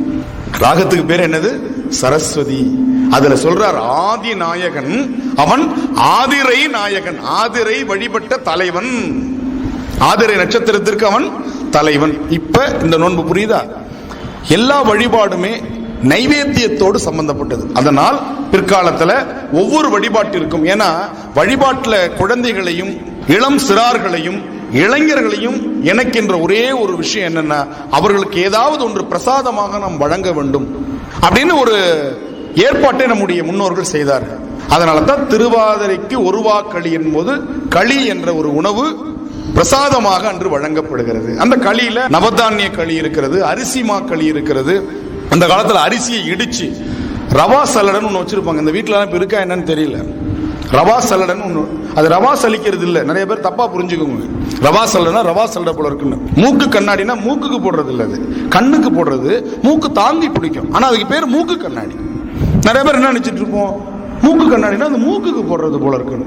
அந்த மாதிரி ரவா சல்லடனா அரிசியை குத்தி அதை எந்திரத்துல போட்டு இடிச்சு, அப்படியே அதுக்கு பேர் எந்திரம்னு பேர். அந்த காலத்துல அப்படி இருந்துச்சு, எந்திரம்னு பேர். மூட்டு வலிலாம் வராது அது சுத்தணும்னா. எந்திரத்தை சுத்தினீங்கன்னா மூட்டு வலி வராது, அந்த காலத்தில் இருந்துச்சு. இன்னைக்கு மியூசியத்தில் போனா பார்க்கலாம், இது தமிழர்கள் ஒரு காலத்தில் பயன்படுத்திய எந்திரம். ஆமா, உரல் யார் வீட்டில் இருக்கு? எங்கேயாவது கும்பாபிஷேகம் நடந்துச்சுன்னா ஏதாவது ஒரு பழமையான ஒரு வீட்டில இருந்து அந்த உரல் எடுத்துட்டு வருவாங்க. எடுத்து தேய்ச்சி, எதுக்கு தெரியுமா? மருந்து அடிக்கிறதுக்கு தான் அந்த உரல் இன்னைக்கு பயன்படுத்து இருக்கு. வீட்டில் அந்த காலத்தில் நெல்லை கைக்குத்தல் அரிசியாக்கி அப்புறம் எந்திரத்துல போட்டு அடைச்சி அதை சலிப்பாங்க பாருங்க. அதுல இந்த ரவா சலிச்சா மேல பெருசா இருக்கிற அரிசியெல்லாம் தங்கி கீழே ரவா மாதிரி விழும் அந்த அரிசி. அதுல என்ன பண்ணுவாங்க? திருவாதிரை களி பண்ணுவாங்க. எப்படி பண்ணணும்னு சொல்றேன். என்ன, இன்னைக்கு பல விஷயங்கள் சொல்ல வேண்டியதா இருக்கு. யாருன்னா குறிப்பா ஆண்கள் சொல்ல வேண்டியதா இருக்கு இல்லையா? திருவாதிரை களி இங்க எத்தனை பேருக்கு பண்ண தெரியும்? கை தூக்க சொன்னா நிறைய பேர் சும்மா தூக்குவீங்க. நாளைக்கு அவங்க வீட்டில் போய் சாப்பிட்டு பார்த்தா தான் தெரியும். அப்படி அந்த அரிசியை எடுத்து, பச்சரிசியை எடுத்து சலிச்சு எடுத்து அதை வானல்ல போட்டு நல்லா கொஞ்சம் வறுத்துக்கிட்டு, ரொம்பவும் விட்டுறக்கூடாது, அதுக்காக ரொம்பவும் சில்லுன்னு எடுத்துடக்கூடாது. அடுப்பை கொஞ்சமா வச்சு அப்படி வறுத்து அதை ஒரு தட்டில் கொட்டிக்கிட்டு, அப்புறம் நெய்யை உருக்கி தனியா வச்சு, கடலை பருப்பு இருக்கு பாருங்க, அதை நல்லா ஊற வச்சு அதை வேக வச்சு தனியா எடுத்துக்கணும். கடலை பருப்பை தனியா வேக வச்சு எடுத்துக்கணும். இப்ப இந்த மாவு இருக்கு பாருங்க, அந்த மாவை போட்டு எவ்வளவு மாவு போடுறீங்களோ அந்த அளவிற்கு தண்ணி ஊற்றி, ரெண்டுத்தையும் நல்ல தண்ணியை முதல்ல கொதிக்க விட்டணும். முதல்ல என்ன பண்ணணும்? தண்ணி நல்லா கொதிக்க விடணும். தண்ணி கொதிக்கும் பொழுது மாவை சீரா அதுல போட்டீங்கன்னா அழகா அது அப்படியே ஒரு களி மாதிரி ஆகும். அதுக்கப்புறம் அதுல அந்த வேக வச்ச கடலை பருப்பை போட்டு கிண்டணும். அப்புறமா நெய்யை விட்டு அதை அப்படியே அடிச்சுன்னா அப்படியே அல்வா மாதிரி வானல்ல ஒட்டாம வரும். இவ்வளவு நடந்ததுக்கு அப்புறம் சர்க்கரை பாகு தனியா காய்ச்சி, சர்க்கரைனா நான் நினைக்கிறேன் வெள்ளை சர்க்கரை இல்ல, நாட்டு சர்க்கரை, அந்த பாக காய்ச்சி அதுல ஊற்றி திருப்பி கிண்டணும். இப்படி கிண்ட கிண்ட கிண்ட கிண்ட அது அப்படியே உருண்டு திரண்டு அழகா பந்து மாதிரி வரும். இப்படி வந்ததுக்கு அப்புறம் தனியா ஒரு நெய்யில முந்திரி, திராட்சை, பச்சை கற்பூரம் கொஞ்சோண்டு ஏலக்காய், கிராம்பு 2 கிராம்பு போட்டு அதை அப்படியே பொன் வறுவலா வறுத்து அதுல அப்படி போட்டு தாளிச்சு எடுத்து பெருமானுக்கு கொண்டு வந்தோம்னா அது ஒருவா களி. அப்படி அந்த களி கையில விழுந்துச்சுன்னா வழுக்கி இந்த கைக்கு வரும். அப்படி கொண்டு போனோம்னா வாயில அது விழுந்து உள்ள போய் டொங்குன்னு சத்தம் கேட்கும் உங்களுக்கு. வேற எங்கேயும் ஸ்டாப்பிங்கே இருக்காது. நான் ஸ்டாப் பஸ்ன்னு சொல்றான் பாருங்க. அது இப்ப களின்னு கிண்டுறாங்க. அது கிராவிடேஷன் ஃபோர்ஸை எதிர்த்து நிக்குது. கவுத்தா கீழே விட மாட்டேங்குது. ஃபெவிகால் கம்பெனில கேட்கறாங்க, நீங்க களி கிண்டி கொடுங்க, நம்ம ஒரு ஒப்பந்தம் போட்டுக்குவோம். எங்களுக்கு இந்த ஃபெவிகால் செய்யறதுக்கு மூலச்செலவு அதிகமா ஆகிட்டு இருக்கு, மூலப்பொருள் செலவு. எனவே பெண்கள் கிண்டக்கூடிய களியை கொடுத்தீங்கன்னா எளிமையா நாங்க இரும்பையா ஒட்ட வச்சிருவோம். கவுத்தா விழ மாட்டேங்குது, கீழே சொரண்டி எடுத்தா ரேக போயிடுது. ஆனா இப்படி களி சாப்பிட்டு பாருங்க, அது ஒருவா களி. ஒருவா சாப்பிட்டா கூட சாப்பிட்டது மாதிரி இருக்கும். பாத்திரம் நிறைய வச்சுட்டு சாப்பிட்டா கூட சாப்பிட்ட மாதிரி இருக்கு. ஆனா இப்படி ஆண்டாள் சொல்ற மாதிரி மூட நெய் பெய்து முழங்கை வழிவார எடுத்த நெய் இங்க சொட்டணும். பாத்திரத்துல நெய் சொட்டி தானே போடுறோம். நம்ம பாத்திரத்துல நெய் சொட்டினா அப்புறம் இங்க எங்க சொட்டுறது? மூட நெய் பெய்யுது, அந்த பாத்திரம் மூடுற அளவுக்கு நெய் பெய்யணும். நெய் ஊத்தின்னு சொல்லல, நெய் பெய்யுது, மழை மாதிரி ஊத்தணும். எங்க ஊத்துறது?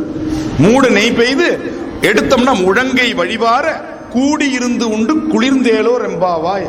பிரசாதம் ரெடி ஆயிடுச்சு, கதவை தாப்பா போடுன்னு சொல்லக்கூடாது. கூப்பிடணும், 4 பேரை கூப்பிட்டு சாப்பிடணும்னு சொல்ற ஆண்டாள். நான் சொல்லல, கூடி இருந்து உண்டு குளிர்ந்தேலோ ரெம்பாவாய். 4 பேருக்கு கொடுத்துட்டு சாப்பிடுங்க திருவாதிரை களியே. சில பேர் சமைச்சு சாப்பாடெல்லாம் பரிமாறி இறைவனுக்கு படைக்கும் போது கொஞ்சமா கதவை திறந்து வைப்பான்.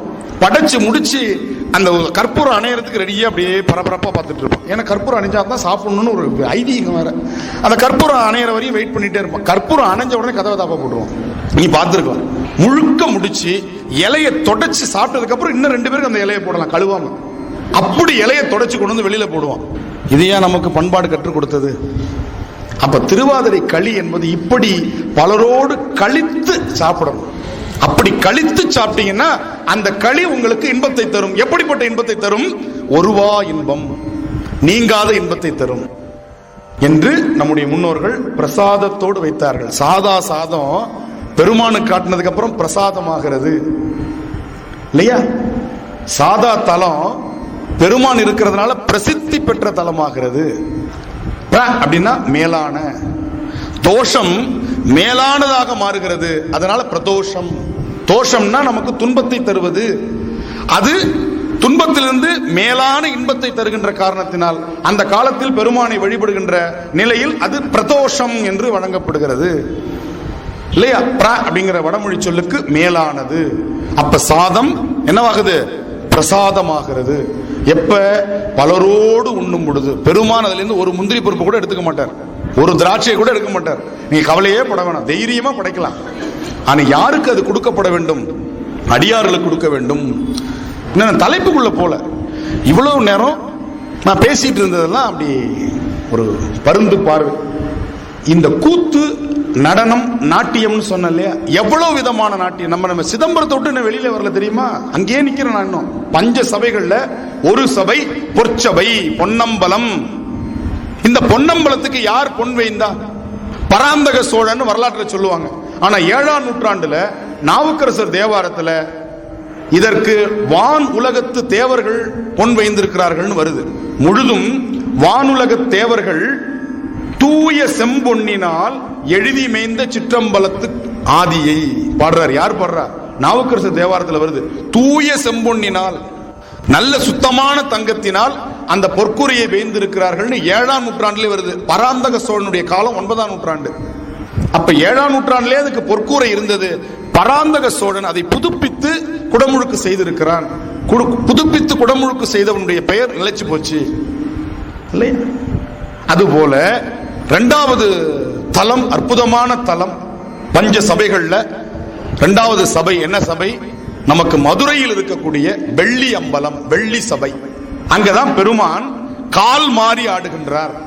அங்க என்ன பண்றார் பெருமான்? கால் மாறி ஆடுகின்றார். எல்லா இடத்திலையும் வலது காலை ஊன்றி இடது காலை தூக்கி இருப்பார். அங்க இடது காலை ஊன்றி வலது காலை தூக்கி இருப்பார். என்ன காரணம் அப்படின்னு சொன்னா, அங்க பெருமாட்டி ஆட்சி செலுத்துகிறாள், மீன் ஆட்சி செலுத்துகிறாள் மீனாட்சி. சிதம்பரத்தில் பெருமான் ஆட்சி செலுத்துகிறான் என்று ஒரு புராணம் உண்டு இல்லையா? அதனால கால் மாறி ஆடிய இடம். அடியார் ஒருவருக்காக பெருமான் கால் மாறி ஆடிய திருவிடையாடல் நடந்த இடம். அதனால அது வெள்ளி அம்பலம். கால் மாறி இருக்கும். நீங்க போனீங்கன்னா மதுரையில பார்க்கணும். அடுத்து மூன்றாவது சபை திருநெல்வேலியில் இருக்கக்கூடிய தாமிர சபை. ஏன் அப்படின்னா தாமிரபரணி ஆறு திருநெல்வேலியில் ஓடுகின்ற காரணத்தினால் அந்த மண் தாமிர துகள்களால் ஆன மண். காப்பர் அதிகமா இருக்குன்னு இன்னைக்கு சயின்ஸ் சொல்லுது. தஞ்சாவூர்ல ஓடுற காவிரி ஆறுக்கு ஒரு பேர் உண்டு, பொன்னின்னு பேர். அதுக்கு பொன்னினா காவிரின்னு அர்த்தம். ஏன்? தங்க துகள் அந்த மணல்ல கலந்திருக்கு. கோலார் தங்க வயல் வழியாகத்தான் அந்த காவிரி வருகிறது. எனவே தங்கத்துகள் கலந்திருக்கிற காரணத்தினால சங்க காலத்திலே காவிரிக்கு பொன்னின்னு பேர். அது மாதிரி தாமிர துகள், தாமிரச்சத்து நிறைந்த ஒரு ஆறாக இருக்கிறதுனால தாமிரபரணி. அதனால அந்த சபை என்ன சபை? தாமிர சபை. திரு ஆலங்காடு அது ரத்தின சபை, ரத்தின சபை. பெருமான் ஆடுகின்ற ஐந்தாவதாக இருக்கக்கூடியது திரு குற்றாலம் சித்திர சபை. அந்த சபையில சித்திரங்களாக வரைந்திருப்பார்கள். இன்றும் நீங்க போனா பார்க்கலாம். திருக்குற்றாலம் சித்திர சபை. இது என்னது? 5 பஞ்ச சபைகள், பெருமான் ஆடிய பஞ்ச சபைகள். அடுத்து பார்த்தீங்கன்னா பெருமானுடைய கூற்று பத்தி நமக்கு திருமூலர் ரொம்ப அழகா சொல்றார். எதுவிதமான அழகான கூத்துக்கள் இருக்கு அப்படின்னு திருமூலர் சொல்றார். சிவானந்த கூத்து, சுந்தர கூத்து, பொற்பதி கூத்து, பொன் தில்லை கூத்து, அற்புத கூத்து, இவ்வளவும் திருமந்திரத்தில் வரக்கூடிய கூத்தினுடைய வகைகள். சங்க இலக்கியத்தில் எத்தனை கூத்து வருது பாருங்க. பாண்டரங்கம், பாண்டரங்கம்னு ஒரு கூத்து. கொடுகொட்டி, மத்தளம் முழக்க பெருமான் ஆடுகின்ற அந்த கூத்துக்கு பேர் கொடுகொட்டின்னு பேரு. கபாலம்னு ஒரு கூத்து ஆடுறார். அந்த கபாலம்ன்ற கூத்து எப்ப ஆடுறார் அப்படின்னா பெருமான் சம்ஹாரம் செய்கிறார் இல்லையா, அப்பொழுது அவர் பிரம்ம கமாலத்தை ஏற்றிக் கொண்டு ஆடுகின்ற அந்த கூத்துக்கு கபால கூத்து என்று பேர். அடுத்து இதெல்லாம் சங்க இலக்கியத்தில் வருது. அப்புறம் வடமொழியில பரத சூடாமணின்னு ஒரு நூல் உண்டு. பரதத்துக்கு இலக்கணம் சொல்ற நூல். அதுல சிவபெருமானுடைய கூத்து வகைகளை பத்தி பேசுறாங்க. அதுல என்னென்ன கூத்து பாருங்க. அகோர தாண்டவம், தாண்டவம்னாலும் கூத்துனாலும் ஒன்று. அகோர தாண்டவம், அகோரம்னா அழகுன்னு அர்த்தங்க. கோரம்னா தான் அருவருப்பானது, அகோரம்னா அழகுன்னு பொருள். தவறா புரிஞ்சுக்க கூடாது. கோரம்னா கொஞ்சமா நல்லா இருக்காது, அகோரம்னா ரொம்ப மோசமா இருக்குன்னு எடுத்துக்க கூடாது. வடமொழியில் ஆ சேத்தம்னா எதிர்மறை பொருள். நீதி அநீதி, சுத்தம் அசுத்தம், பிராமி அபிராமி. பிராமினா வெள்ளைன்னு அர்த்தம். கரிய நிறம் கொண்ட அம்பாளுக்கு அ பிராமி, அபிராமின்னு பேர். அந்த மாதிரி இந்த இடத்துல அகோர தாண்டவம், ஊர்த்துவ தாண்டவம், ஆச்சரிய தாண்டவம், ஆனந்த தாண்டவம், சௌந்தர்ய தாண்டவம். இந்த சௌந்தர்ய தாண்டவம் தான், சௌந்தரியம்னா அழகு. அதுதான் அழகிய திருச்சிற்றம்பலமுடையான்னு சிவபெருமானுக்கு ஒரு பேர் உண்டு. அழகிய திருச்சிற்றம்பலமுடையான், அதான் சௌந்தர்ய கூத்து. இதெல்லாம் வடமொழி பரத சூடாமணிங்கிற நூல்ல இருக்கு. இன்னொரு நூல் பரத சார சங்கிரகம்னு ஒரு நூல். பரத சார சங்கிரகம் அந்த நூலுக்கு பேர். அதுல பாருங்க, அற்புத தாண்டவம், அனபரத தாண்டவம், ஆனந்த தாண்டவம், பிரளய தாண்டவம், சம்ஹார தாண்டவம் என்று சிவபெருமானுடைய தாண்டவ வகைகள் குறிப்பிடப்படுகிறது. ஆகமங்கள், சைவ ஆகமங்கள் மொத்தம் 28. அதெல்லாம் சொன்னா விடிஞ்சிடும், நேரம் இல்லை. கிடைச்சிருக்கிறது நமக்கு முழுமையா கிடைத்த ஆகமங்கள் 5 தான். அதுலயும் அதிகமான கோவில்கள் 3 ஆகமங்கள்ல தான் கட்டப்பட்டிருக்கு. கோவில் கட்டுமான அமைப்புகளை பற்றி பேசக்கூடிய நூல்கள் ஆகம நூல்கள். அதுல காமிகம், காரணம், மகுடம் என்று சொல்லக்கூடிய 3 ஆகமங்கள்ல தான் தமிழ்நாட்டில் உள்ள சிவாலயங்கள்ல 90% சிவாலயங்கள் கட்டியிருக்கிறாங்க. காரணம், காமிகம், மகுடம். அந்த ஆகமங்கள்ல சிவபெருமானுடைய தாண்டவத்தை பத்தி வருதான்னு பார்த்தா அதுலயும் வருது. என்னென்ன தாண்டவம்? ஆனந்த தாண்டவம், சந்தியா தாண்டவம். சந்தியா தாண்டவம்னா பகலும் இரவும் சந்திக்கின்ற மாலை வேளையில் பெருமான் ஆடுகின்ற தாண்டவத்துக்கு சந்தியா தாண்டவம். உமா தாண்டவம், கௌரி தாண்டவம், காளிகா தாண்டவம், திரிபுர தாண்டவம், சம்ஹார தாண்டவம் என்று ஆகமங்கள் இத்தனை தாண்டவ வகைகளை நமக்கு காட்டுகின்றன. அடுத்தது நம்ம பார்க்க போறது எங்கெங்கெல்லாம் வித்தியாசமான நடராச மூர்த்தங்கள் இருக்கின்றன. இப்ப தாண்டவங்கள் பார்த்தோம், 5 சபைகள் பார்த்தோம், வித்தியாசமான நடராஜர்கள். மாணிக்க நடராஜர் எங்க இருக்காருன்னா தில்லையில் இருக்கார். தில்லையில் இருக்கிற நடராஜர் மாணிக்க நடராஜர். உத்தரகோச மங்கைக்கு போனீங்கன்னா மரகத நடராஜர். வருடத்தினுடைய 365 நாட்கள்ல 364 நாட்கள் அந்த நடராஜர் நீங்க சந்தன காப்புல தான் பார்க்க முடியும். ஏன்னா பச்சை நிறக்கல் மரகதக்கல். அந்த மரகதக்கல் உஷ்ணத்தை வெளிப்படுத்தக்கூடியது. அதனால அந்த கல் அவ்வளவு பெரிய உருவம் வெடித்து போகும், அதுல பின்னம் ஏற்படும். அதனால அதனுடைய உஷ்ணத்தை குறைக்கிறதுக்கு நல்ல சந்தனம், ஒரிஜினல் சந்தனத்தை என்ன பண்ணுவாங்க, இழைச்சி அந்த சுவாமி மேல அப்படியே சந்தன காப்பிலே வச்சிருப்பாங்க 364 நாட்கள். மார்கழி மாசம் திருவாதிரை அந்த சந்தனத்தை எடுத்துட்டு சுவாமிக்கு ஒரே ஒரு நாள் தான் அபிஷேகம். மற்ற எல்லா ஊர்களிலும் வருஷத்துக்கு 6 முறை அபிஷேகம் உண்டு பெருமானுக்கு, 6 முறை அபிஷேகம். ஆனால் உத்தரகோச மங்கையில மட்டும் திருவாதிரைக்கு மட்டும்தான் சந்தன காப்பு எடுத்துட்டு அபிஷேகம் பண்ணிட்டு திருப்பியும் சந்தன காப்பு போட்டுருவாங்க. ஒரு நாள் மட்டும் தான் மரகத நடராஜர் நம்ம பார்க்கலாம். அந்த சந்தன காப்புல இருந்த சந்தனம் பாத்தீங்கன்னா அதுக்கு நிக்கும் பாருங்க கியூ, அதை வாங்குவதற்கு, அந்த பிரசாதத்தை வாங்கிக்கிறது அவ்வளவு கூட்டம். அலமோது உத்தரகோச மங்கையில் நம்ம மாணிக்க வாசகர் உத்தரகோச மங்கைக்கு அரசேன்னு பல திருவாசகத்துல குறிப்பிடுவார். அப்படிப்பட்ட திருவாசக தலம் உத்தரகோச மங்கை ராமநாதபுரம் மாவட்டத்தில் இருக்கு. திருச்செந்தூர்ல இருந்து ராமேஸ்வரம் செல்லுகின்ற சாலையில் உத்தரகோச மங்கை இருக்கு. வாய்ப்பு இருந்தா போகலாம். அடுத்து இன்னொரு திருநல்லம்னு ஒரு ஊர் இருக்கு. இன்னைக்கு அந்த ஊருக்கு பேரு கோனேரி ராஜபுரம். கும்பகோணத்துக்கு பக்கத்துல திருநல்லம், இன்னைக்கு கோனேரி ராஜபுரம். அந்த ஊர்ல சுயம்பு நடராஜர், நடராஜர்ல சுயம்பு இருக்காது, சிவலிங்கத்துல சுயம்பு இருக்கும், விநாயகர்ல சுயம்பு இருக்கும். ஆனா கோனேரி ராஜபுரம் திருநல்லத்துல உலோக நடராஜர் சுயம்புவா இருக்கார். அதுவும் கல் நடராஜர் இல்ல, உலோக நடராஜர். அதற்கு ஒரு கதை உண்டு. ஒரு ராஜா இருந்தான். அந்த ராஜா அந்த தலைமை சிற்பியை கூப்பிட்டு இந்த கோவிலுக்கு ஒரு நடராசர் சிற்பம் பண்ணணும், திருவாதிரைக்குள்ள பண்ணி கொடுத்துடணும்னு சொல்லி காலக்கெடு வச்சுட்டான். சரி அப்படின்னு அந்த சிற்பி என்ன பண்ணிட்டாரு, செய்யணும், உலோகத்துல செய்யணும்னு அவனும் ஆசைப்பட்டு விரதம் இருக்கிறான். 48 நாள் முறையா விரதம் இருந்துதான் அந்த பணியை தொடங்குவார்கள் சிற்பிகள். முறையா விரதம் இருப்பாங்க. அப்படியே அவர் முறையாக விரதம் இருக்கிறார். சிவ வழிபாடு செய்து செப்பு குழம்புகள்ல வார்ப்பு செய்யறார். ஒவ்வொரு முறையும் ஒரு பின்னம் ஏற்பட்டுக்கிட்டே இருக்கு. பல முறை வார்ப்பு செய்யறார். ஒரு பக்கம் கை இல்லாம போகுது, கால் இல்லாம போகுது, அல்லது அந்த பிரபை சரியா வராம இருக்கு, தீபம் சரியா வரல, ஏதாவது ஒரு பின்னப்பட்டு கொண்டே இருக்கிறது. அவருக்கு மனசு ரொம்ப உடைஞ்சு போய் கவலையில் இருக்கார். திருவாதிரை நெருங்கி கொண்டிருக்கிறது. மறுநாள் காலையில திருவாதிரை, முதல் நாள் வரையும் நடராஜர் ரெடி ஆகல. அரசன்ட்டே ஆள் வந்துருச்சு, என்ன சொல்லி அனுப்புறதுன்னு தெரியல, வருத்தத்தில் இருக்கிறார். அப்ப ஒரு கிழவர் வருகிறார், அந்த சிற்ப கலா சாலைக்கு வருகிறார். வந்து தாகமா இருக்கு, கொஞ்சம் தண்ணி கூட குடிக்க. இவர் குழப்பத்தில் இருக்கிறாரா, இந்த பக்கம் தண்ணி இருக்கு, கையை இந்த பக்கம் காட்டாம அங்க இருக்க எடுத்து குடிங்க அப்படின்னார். அங்க செப்பு குழம்பு கொதிச்சிட்டு இருக்கு. இவர் என்ன பண்றாரு, அந்த கிழவர் நேரா போனார், அந்த செப்பு குழம்பு அப்படியே எடுத்து பருகி நடராசரா நின்றார். வந்த கிழவர் சிவபெருமான். அப்போ ஒரு அசரீரி கேட்கிறது, நான் இந்த தலத்தில் சுயம்புவாக இருக்க பிரியப்படுகிறேன், எனவே இந்த சிலை அப்படியே இருக்கட்டும்னு. அந்த நேரத்தில் அரசனும் வந்துட்டான். வந்து இந்த அசரீரை கேட்ட உடனே அந்த சிற்பிக்கு எவ்வளவு பெரிய மகிழ்ச்சியா இருக்கும். அதனால உளி கொண்டு செதுக்கப்படாத நடராஜர் எங்க இருக்காருன்னா திருநல்லம் கோனேரி ராஜபுரத்தில் இருக்காரு இன்னைக்கும். அந்த நடராஜர் பாத்தீங்கன்னா ஒரு மனிதரை போலவே உடம்புல ரோமங்கள்லாம் இருக்கும். நடராஜர் சிற்பத்துல ரோமம் செய்ய மாட்டார்கள், நல்லா கவனிக்கணும். நடராஜர் சிற்பத்துல முடி இருக்காது, சடாமுடி இருக்குமே தவிர கைகள் எல்லாம் பாத்தீங்கன்னா மழுமழுன்னு தான் செய்வாங்க. ஆனால் கோனேரி ராஜபுரம் அந்த சிற்பத்துல பாத்தீங்கன்னா நகம் இருக்கும், ரோமங்கள் இருக்கும். அந்த பெருமானுக்கு வியர்க்கிறது, அதான் ரொம்ப முக்கியமான ஒரு விஷயம். ஆச்சரியம், உலோக நடராசருக்கு வியர்க்கிறது என்று சொன்னால் கோனேரி ராஜபுரத்தில் பார்க்கலாம். இன்னைக்கு வரையும் அறிவியலால கண்டுபிடிக்க முடியும். எத்தனையோ ஆய்வாளர்கள் வந்து இதை பற்றி பேசியிருக்கிறாங்க. சன் தொலைக்காட்சியில் நிஜம் நிகழ்ச்சியில வந்த நடராஜர் அவருக்கு வேர்க்கிறத அன்னைக்கு வீடியோ எடுத்தே காமிச்சாங்க. திருவாதிரைக்கு அவருக்கு வேர்க்குதுங்க. எப்படி இன்னைக்கு வரைக்கும் கண்டுபிடிக்க முடியல. திருநல்லம், அந்த நல்லம் நடராஜர் அப்படி இருக்கார். அதே மாதிரி சிவபெருமானுடைய 5 முகங்களில் இருந்து ஈசானம் ஒரு முகம் உண்டு. ஈசானம், தத்புருஷம், அகோரம், வாமதேவம், சத்யோஜாதம். 5 முகம். ஈசானம், தத்புருஷம், அகோரம், வாமதேவம், சத்யோஜாதம். அதுல முதல் முகமாகிய ஈசானத்திலிருந்து தோன்றியவர் நடராசமூர்த்தி. கோபுரத்தில் நடராஜர் இருக்கார். எங்கன்னா தெற்கு நோக்கி இருக்கக்கூடியவர் நடராஜராக இருக்கிறார். எல்லா கோவிலையும் தெற்கு நோக்கி தான் இருப்பார். ஏன் அப்படின்னு தெற்கு நோக்கி இருக்கிறார்னா, தெற்கு யம திசை. எனவே பெருமான் யம பயத்தை நீக்குவதற்காக தெற்கு நோக்கி யமனை கண்ட்ரோல் பண்ணி வச்சிருக்கிறார். இந்த பார், எங்க ஆட்கள்லாம் வந்து போற இடம் இந்த பக்கம் வந்துடாது அப்படின்னு என்ன பண்றாரா, தெற்கு நோக்கியே இருக்கிறார். ஏன்னா யமன் ஒத்த வாங்கினவன் நடராசர்கிட்ட, எங்க திருக்கடவுர்ல ஒரு உத வாங்கினவன். அதனால நடராசரை பார்த்தா யமன் அந்த பக்கம் வரமாட்டான். வீட்டுல நடராசர் இருந்தால் யம பயம் வீட்டில இருந்து நீங்கும். சில பேர் நடராசரை வீட்டில் வச்சுக்கலாமா சந்தேகம்லாம் எழும். நடராசரை வீட்டில் வச்சுக்கிட்டா குடும்பம் ஆக்டிவா இருக்கும், குடும்பம் சுறுசுறுப்பா இருக்கும், குடும்பத்தில் உள்ளவங்க சோம்பல் இல்லாமல் இருப்பாங்க. ஏன்னா நம்ம இருக்கிறது நடராஜரோட வீட்டில் தான்.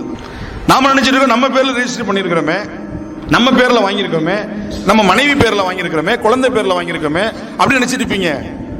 அழகா சொன்னாங்க, எல்லாத்தையும் விட்டுட்டு போறோம். கடைசி வரை நமக்கு வருவது புண்ணியமும் பாவமும் ஆம். என்ன கடைசியா வரும்? குடும்பம் ஆடுகின்ற குடும்பமா இருந்துச்சுன்னா என்ன பொருள் என்றால், வீட்டில் இருக்கிறவங்க யாரும் ஆட மாட்டாங்க. வீட்டில் சில பேர் ஆட்டமா ஆடுவாங்க. அந்த ஆட்டத்தை குறைக்கணும், நடராஜரை வச்சிருங்க. அவரு ஆடுவாரு, நம்ம எல்லாம் அமைதியா இருக்கும். நடராஜர் இல்லாத வீட்டில் ஆளாளுக்கு ஆடுவாங்க, தலைக்கு தலை ஆடும், கடந்து அது பாட்டு குதிக்கும். இல்லையா? அதனால நடராஜர் இருக்கிற குடும்பம் ஆனந்தமயமாக இருக்கும். எங்கள் இல்லத்துக்கு வந்தீங்கன்னா வந்தவங்களுக்கு எல்லாம் தெரியும், நடுவில் இருக்கக்கூடிய கூடத்தில் நடராஜர் தான் மூலமூர்த்தியா இருப்பார். ஒரு பிரச்சனையும் கிடையாது, சந்தோஷத்துக்கு குறையவே கிடையாது. நடராஜ மூர்த்தம் தான் இருக்கு. எனவே நடராஜம் இருக்கிற சிலை தாராளமா வச்சுக்கலாம், எந்த சைஸ்ல வேணா வச்சுக்கலாம், உங்களுக்கு சந்தேகமே வர வேண்டாம். உங்களுக்கு எந்த வசதிப்படுகிறதோ அந்த வசதியில் நீங்க நடராஜர் சிலையை வச்சுக்கலாம், போட்டோ வச்சுக்கலாம், அல்லது வரைஞ்சி வச்சுக்கலாம்.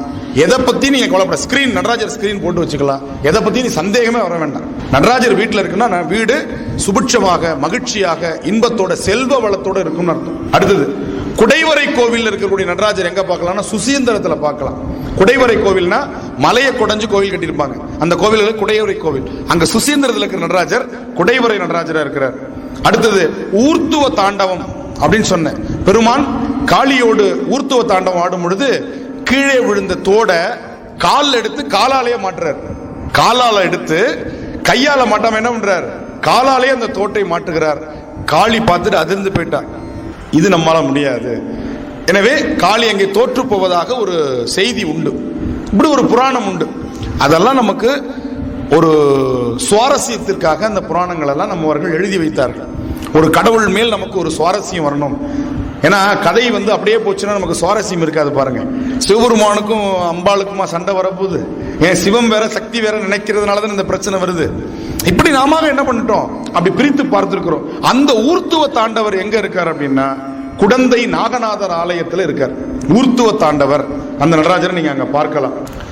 இது இல்லாம திரிபுர தாண்டவம், ஊர்த்துவ தாண்டவம், புஜங்க தாண்டவம், முனி தாண்டவம், பூத தாண்டவம், சுதா தாண்டவம், சிருங்கார தாண்டவம் என்று தாண்டவத்தில் பல வகைகள் நமக்கு சொல்லியிருக்கிறாங்க. அப்புறம் 7 வகை நடனங்கள், அதற்கு பேர் என்ன அப்படின்னா விடங்கர்னு பேர். 7 விடங்க தலங்கள் நமக்கு இருக்கு. மொத்தம் விடங்க தலங்கள் எத்தனை? 7 விடங்கர். அதுல வீதி விடங்கர் இருக்கிறது திருவாரூர். இப்படி அசபா நடனம், பெருமான் அசபா நடனம் என்று சொல்லக்கூடிய வீதி விடங்கராக இருக்கக்கூடிய தலம் திருவாரூர். இது எல்லாமே திருவாரூர் சுத்தி இருக்கும். இந்த திருவாரூர் அதை சுத்தி 6 தலம், ஆக மொத்தம் 7 தலங்கள். இதுக்கு பேரு சப்த விடங்க தலங்கள்னு பேர். அதுல அசபா நடனம் திருவாரூர், பிரம்ம நடனம் திருக்கோளிலி, இன்னைக்கு அந்த ஊர் பேர் திருக்குவளை, கோளிலி. அந்த ஊர்ல பெருமானுக்கு பேரு, நடராஜர் பெருமானுக்கு பிரம்ம நடனம் ஆடின இடம். திருநள்ளாறு தர்பாரண்யேஸ்வரர் கோவில், சனீஸ்வரன் ஸ்தலம் அல்ல, சனீஸ்வரன் தாம் பாவத்தை விட்ட தலம், அது சிவத்தலம். இன்னைக்கு சனீஸ்வரன் தலம் ஆயிடுச்சு. அந்த தர்பாரண்யேஸ்வரர் இருக்கக்கூடிய தலம் திருநள்ளாறு. அங்க இருக்கிற பெருமானுடைய நடனம் உண்மத்த நடனம். அடுத்தது நாகப்பட்டினத்துல பெருமான் ஆடிய நடனம் பரவா தரங்க நடனம். தரங்கம்னா அலை, பறவை என்று சொன்னால் கடல் என்று பொருள். சின்னரா, பெரியரா போட்டா பறக்கிற பறவை, சின்னரா போட்டோம்னா பறந்து இருப்பதால் அதுக்கு பறவைன்னு பேரு. தரங்கம்னா அலை. நாகப்பட்டினத்துல என்ன இருக்கு, கடல் இருக்கு இல்லையா, அங்கே பெருமான் ஆடிய நடனம் பரவா தரங்க நடனம். அடுத்து திருமறைக்காடு, வேதாரண்யம் இன்னைக்கு இருக்கக்கூடிய திருமறைக்காட்டுல பெருமான் ஆடிய நடனம் ஹம்ச நடனம். ஹம்சன்னா அன்னப்பறவை என்று பொருள். அடுத்தது கமல நடனம். கமலம்னா என்னது, தாமரைப்பூ. தாமரைப்பூ போல பெருமான் ஆடிய நடனம் அது திருவாய்மூர். அடுத்தது குக்குடம் நடனம். குக்குடம்னா கோழி, சேவல். குக்குடம்னா சேவல் அல்லது கோழி. அதை போன்ற நடனம் திருக்காராயில். திருக்காராயில் இதுவும் திருவாரூர் மாவட்டத்தில் இருக்கக்கூடிய ஒரு தலம். இந்த 7 தலங்களும் சப்த விடங்க தலங்கள் என்று சொல்றோம். பொதுவா பரதநாட்டியத்தில் 108 கரணங்கள். கரணம்னா முத்திரைகள், 108 முத்திரைகள். இந்த 108 முத்திரையும் எங்க பார்க்கலாம்னா தஞ்சை பெரிய கோவில்ல அந்த விமானத்தினுடைய மேற்பகுதியில சிவபெருமானே 108 கரணங்களை அபிநயம் பிடித்து ஆடுவதாக மாமன்னன் ராஜராஜன் சிற்பமா வடிச்சிருக்கிறான். மற்ற எல்லா கோவில்கள்லையும் சுதை சிற்பமா இருக்கும். சுதைனா சுண்ணாம்புல செஞ்சிருப்பாங்க அல்லது சித்திரத்தில் வரைஞ்சிருப்பாங்க. ஆனா தஞ்சை பெரிய கோவில் இருக்கக்கூடிய பெருவுடையார் திருக்கோவில் விமானத்தில் இவர்கள் கற்சிற்பமாக 108 கரணங்களையும் சிவபெருமானே ஆடி காட்டுவதாக அங்கே அழகான சிற்பங்கள் இருக்கு. வாய்ப்பு இருந்தா பார்க்கலாம். இப்படி பெருமானுடைய வடிவங்கள்ல அடுத்து சொன்னார், இந்த வடிவம் தான் பெரிய புராணம் என்ற ஒரு மிகப்பெரிய அடியார் வரலாற்றை எழுதுவதற்கு சேக்கிழாருக்கு பெருமான் காட்டிய வடிவம். அந்த வடிவம் தான் உலகெல்லாம் உணர்ந்து ஓதற்கு அரிய வடிவம். அதை புரிஞ்சுக்க முடியாது. ஆனால் நிலவு உலாவிய நீர்மலி வேணியன், அழகில் சோதியன், அவனை சோதியாக நீங்கள் புரிந்து கொள்ளலாம். ஆதியும் அந்தமும் இல்லா அருட்பெரும் சோதி வடிவனாக புரிந்து கொள்ளலாம். அவனுடைய மலர் சிலம்படி வாழ்த்தி வணங்குவோம் என்று சேக்கிழாருக்கு உலகெல்லாம் அடியெடுத்து கொடுத்த அந்த வடிவம் நடராசர் வடிவம். அழகா நமக்கு நடராசருடைய திருமுழுக்குகள் 6ன்னு சொன்னேன். எந்தெந்த மாதத்துல எப்ப செய்வாங்க அப்படிங்கிற ஒரு குறிப்பு வேணும் இல்லையா? சித்திரை மாதத்தில் திருவோண நட்சத்திரத்துல ஒரு திருமுழுக்கு நடராச பெருமானுக்கு 6 தடவை அபிஷேகம் வருஷத்துல. 2வது ஆனி மாசம் உத்தர நட்சத்திரத்துல திருமுழுக்கு. 3வது ஆவணி மாதம் வளர்பிறை சதுர்த்தி, ஆவணி வளர்பிறை சதுர்த்தியில. அடுத்தது புரட்டாசி மாசம் வளர்பிறை சதுர்த்தி, மார்கழி மாசம் திருவாதிரை, மாசி மாசம் வளர்பிறை சதுர்த்தி. 3 நட்சத்திரத்து பேர்ல இருக்கு. 3 வளர்பிறை சதுர்த்தி, இப்படி ஞாபகம் வச்சுங்க, அவ்வளவுதான். இப்படி 6 முறை பெருமானுக்கு என்ன பண்றாங்க? அபிஷேகம் செய்யக்கூடியதாக நம்ம பார்க்கிறோம். எனவே உலகத்தின் இயக்கத்தை காட்டக்கூடிய நடனம், 4வரும் பாடிய வடிவம். நடராச பெருமானை கண்டதுக்கு அப்புறம் தான் தில்லையில் பார்த்த நடராசரை போலவே உத்தர சிதம்பரம் என்று சொல்லி வள்ளலார் ஒரு சிதம்பரத்தை எங்க படைக்கிறார்? வடலூர்ல படைக்கிறார். உத்தர சிதம்பரம்னு சொல்றார். ஏன்னா இது தென் தில்லை, அது வட தில்லை அப்படின்னு அவர் சிதம்பரத்தை படைக்கிறார். அந்த நடராச பெருமான் வடிவம் தான் தன்னை ஆட்கொண்ட வடிவம்னு பல இடங்கள்ல என்ன பண்ணியிருக்காரு? பதிவு செய்திருக்கிறார். அடுத்தது பார்க்கும் பொழுது இவர்களுக்கு பின்னால் வந்தவர்கள் அந்த வடிவத்தை பாடியிருக்கிறார்கள். அதுல ரொம்ப முக்கியமானவர் முத்துத்தாண்டவர். முத்துத்தாண்டவர் சங்கீத மும்மூர்த்திகள்னு சொல்லுவாங்க. யார் யாருன்னா தியாகராஜர், அடுத்தது சியாமா சாஸ்திரிகள், 3வது முத்துசாமி தீட்சிதர். இவர் கர்நாடக இசையில இந்த 3 பேரையும் மும்மூர்த்தினுவாங்க. தமிழ் இசையில அது மாதிரி மும்மூர்த்திகள் 3 பேரை சொல்லுவாங்க. அதுல முத்துத்தாண்டவர், மாரிமுத்தா பிள்ளை, அருணாச்சல கவிராயர், இந்த 3 பேரும் தமிழிசை மும்மூர்த்திகள். அதுல முத்துத்தாண்டவர் சீர்காழியில பிறந்தவர். ஆனா தினமும் நடந்து போய் சிதம்பரத்தை பாடியிருக்கார். சீர்காழியில சிதம்பரம் 20 கிலோமீட்டர், தினமும் 20 கிலோமீட்டர் நடந்து போய் சிதம்பரம் நடராஜரை பார்த்துட்டு வீட்டுக்கு வந்துடுவார். இப்படி அவர் பாடிய பாடல்கள்லாம் ரொம்ப அற்புதமா. இன்னைக்கு பரதநாட்டியம் கத்துக்கிறவங்க இந்த பாட்டு பாடாம அல்லது இந்த பாட்டுக்கு ஆடாம அவங்களுடைய கச்சேரி நிறைவு பெறாது. அப்படி ஒரு பாட்டு. ஆடிக்கொண்டார் அந்த வேடிக்கை காண கண் 1000 வேண்டாமோ. ஓ ஆடிக்கொண்டார் அந்த வேடிக்கை காண கண் 1000 வேண்டாமோ. நாடி துதிப்பவர் பங்கில் உறைபவர் நம்பர் திரு செம்பொன் அம்பலவாணர். ஆடிக்கொண்டார் அந்த வேடிக்கை காண கண் 1000 வேண்டாமோ.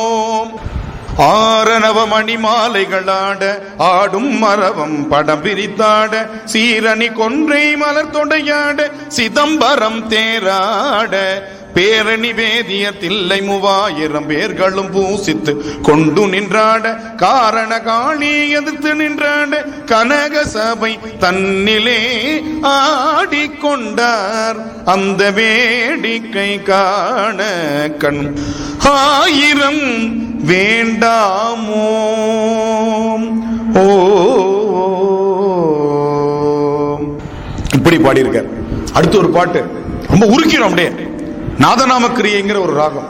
சிதம்பரமே நினை ஜன்மம் ஈடேற சிதம்பரமே நினை மனமே சிதம்பரமே முக்தி சின்மயமாகிய பதஞ்சலி பூஜித்த பாதரை காண சிதம்பரமே நினை ஜன்மமிடேற சிதம்பரமே நினை மனமே ஆகம வேத புராண உல்லாச சிவாகமகேச நடேசரை காண சிதம்பரமே நினை தக்கிட திக்கிட தரிகிடவெனவே திக்கு நடனமிடும் வேதரை காண சிதம்பரமே நினை. இப்படியெல்லாம் சிதம்பரத்தை நினைங்க நினைங்க நினைங்கன்னு முத்துத்தாண்டவர் பாடி பாடி தொழுத அற்புதமான தலம் சிதம்பரம். அந்த சிதம்பரத்தை இன்று நினைந்திருக்கிறோம். திருவாதிரை என்பது ஒரு உன்னதமான ஒரு நோன்பை நமக்கு காட்டக்கூடிய தினம். இந்த திருவாதிரையில் தான் திருவம்பாவின் நோன்பு நிறைவடைகிறது. திருவாதிரையோட திருவம்பாவை நோன்பு நிறைவடைந்து பெருமான் ஆருத்ரா தரிசனமாக காட்சியளிக்கின்றான். மூலவர் நமக்கு உற்சவராக உலா வருகின்ற காட்சி, நடராச பெருமானாக வருகின்ற காட்சி திருவாதிரையில தான் நம்ம பார்க்க முடியும். சிதம்பரத்துல 2 முறை தேர். மற்ற எல்லா ஊர்லயும் தேர் பிரம்மோற்சவத்துல ஒரு நாள் தான் தேர். ஆனா சிதம்பரத்துல மட்டும் 2 முறை. ஆணி திருமஞ்சனத்துக்கும் தேர் வரும், மார்கழி திருவாதிரைக்கும் தேர் வரும். அப்படி அற்புதமான அந்த நடராச பெருமானை ஆடல் வல்லான் என்று நமக்கு கல்வெட்டுகள் குறித்திருக்கின்றன. ஆடல் வல்லான் என்ற பெயரை ராசராச சோழன் மெய்கிருத்திகள்ல பயன்படுத்துறான். அளக்கக்கூடிய அந்த நிலத்தை அளக்கக்கூடிய மெஷர்மெண்ட் சொல்லுவோம் இல்லையா, அந்த அளவீடுகளுக்கு ஆடல் வல்லான் கோல்னு பேர். இன்னைக்கு நம்ம அடி, ஸ்கொயர் ஃபீட்லாம் சொல்றோம் இல்லையா, அல்லது சென்ட் இந்த பக்கம் சொல்றீங்க இல்லையா, அந்த கோல் இருக்கு பாருங்க, அந்த கோலுக்கு ஆடல் வல்லான்னு பேர் வச்சிருக்கிறான். ஏன்னா பெருமான் தான் இந்த நிலத்துக்கு எல்லாம் சொந்தக்காரன்றதுனால. இப்படி ஆடல் வல்லான் என்ற தலைப்பில் விளம்பியது கடுகளவு, விட்டது கடலளவு. விடைபெறுகிறேன். வணக்கம், நன்றி. வாழி திரு மன்றம் கண்டமலர் கண்கள் வாழி பெருமான் புகழ் கேட்டவார் செவிகள் வாழியவனை வணங்கு முடி சென்னி வாழியவன் சீர் பாடும் வாய் வாழி அவன் சீர் பாடும் வாய். திருச்சிற்றம்பலம். தென்னாடுடைய சிவனே போற்றி, எந்நாட்டவர்க்கும் இறைவா போற்றி.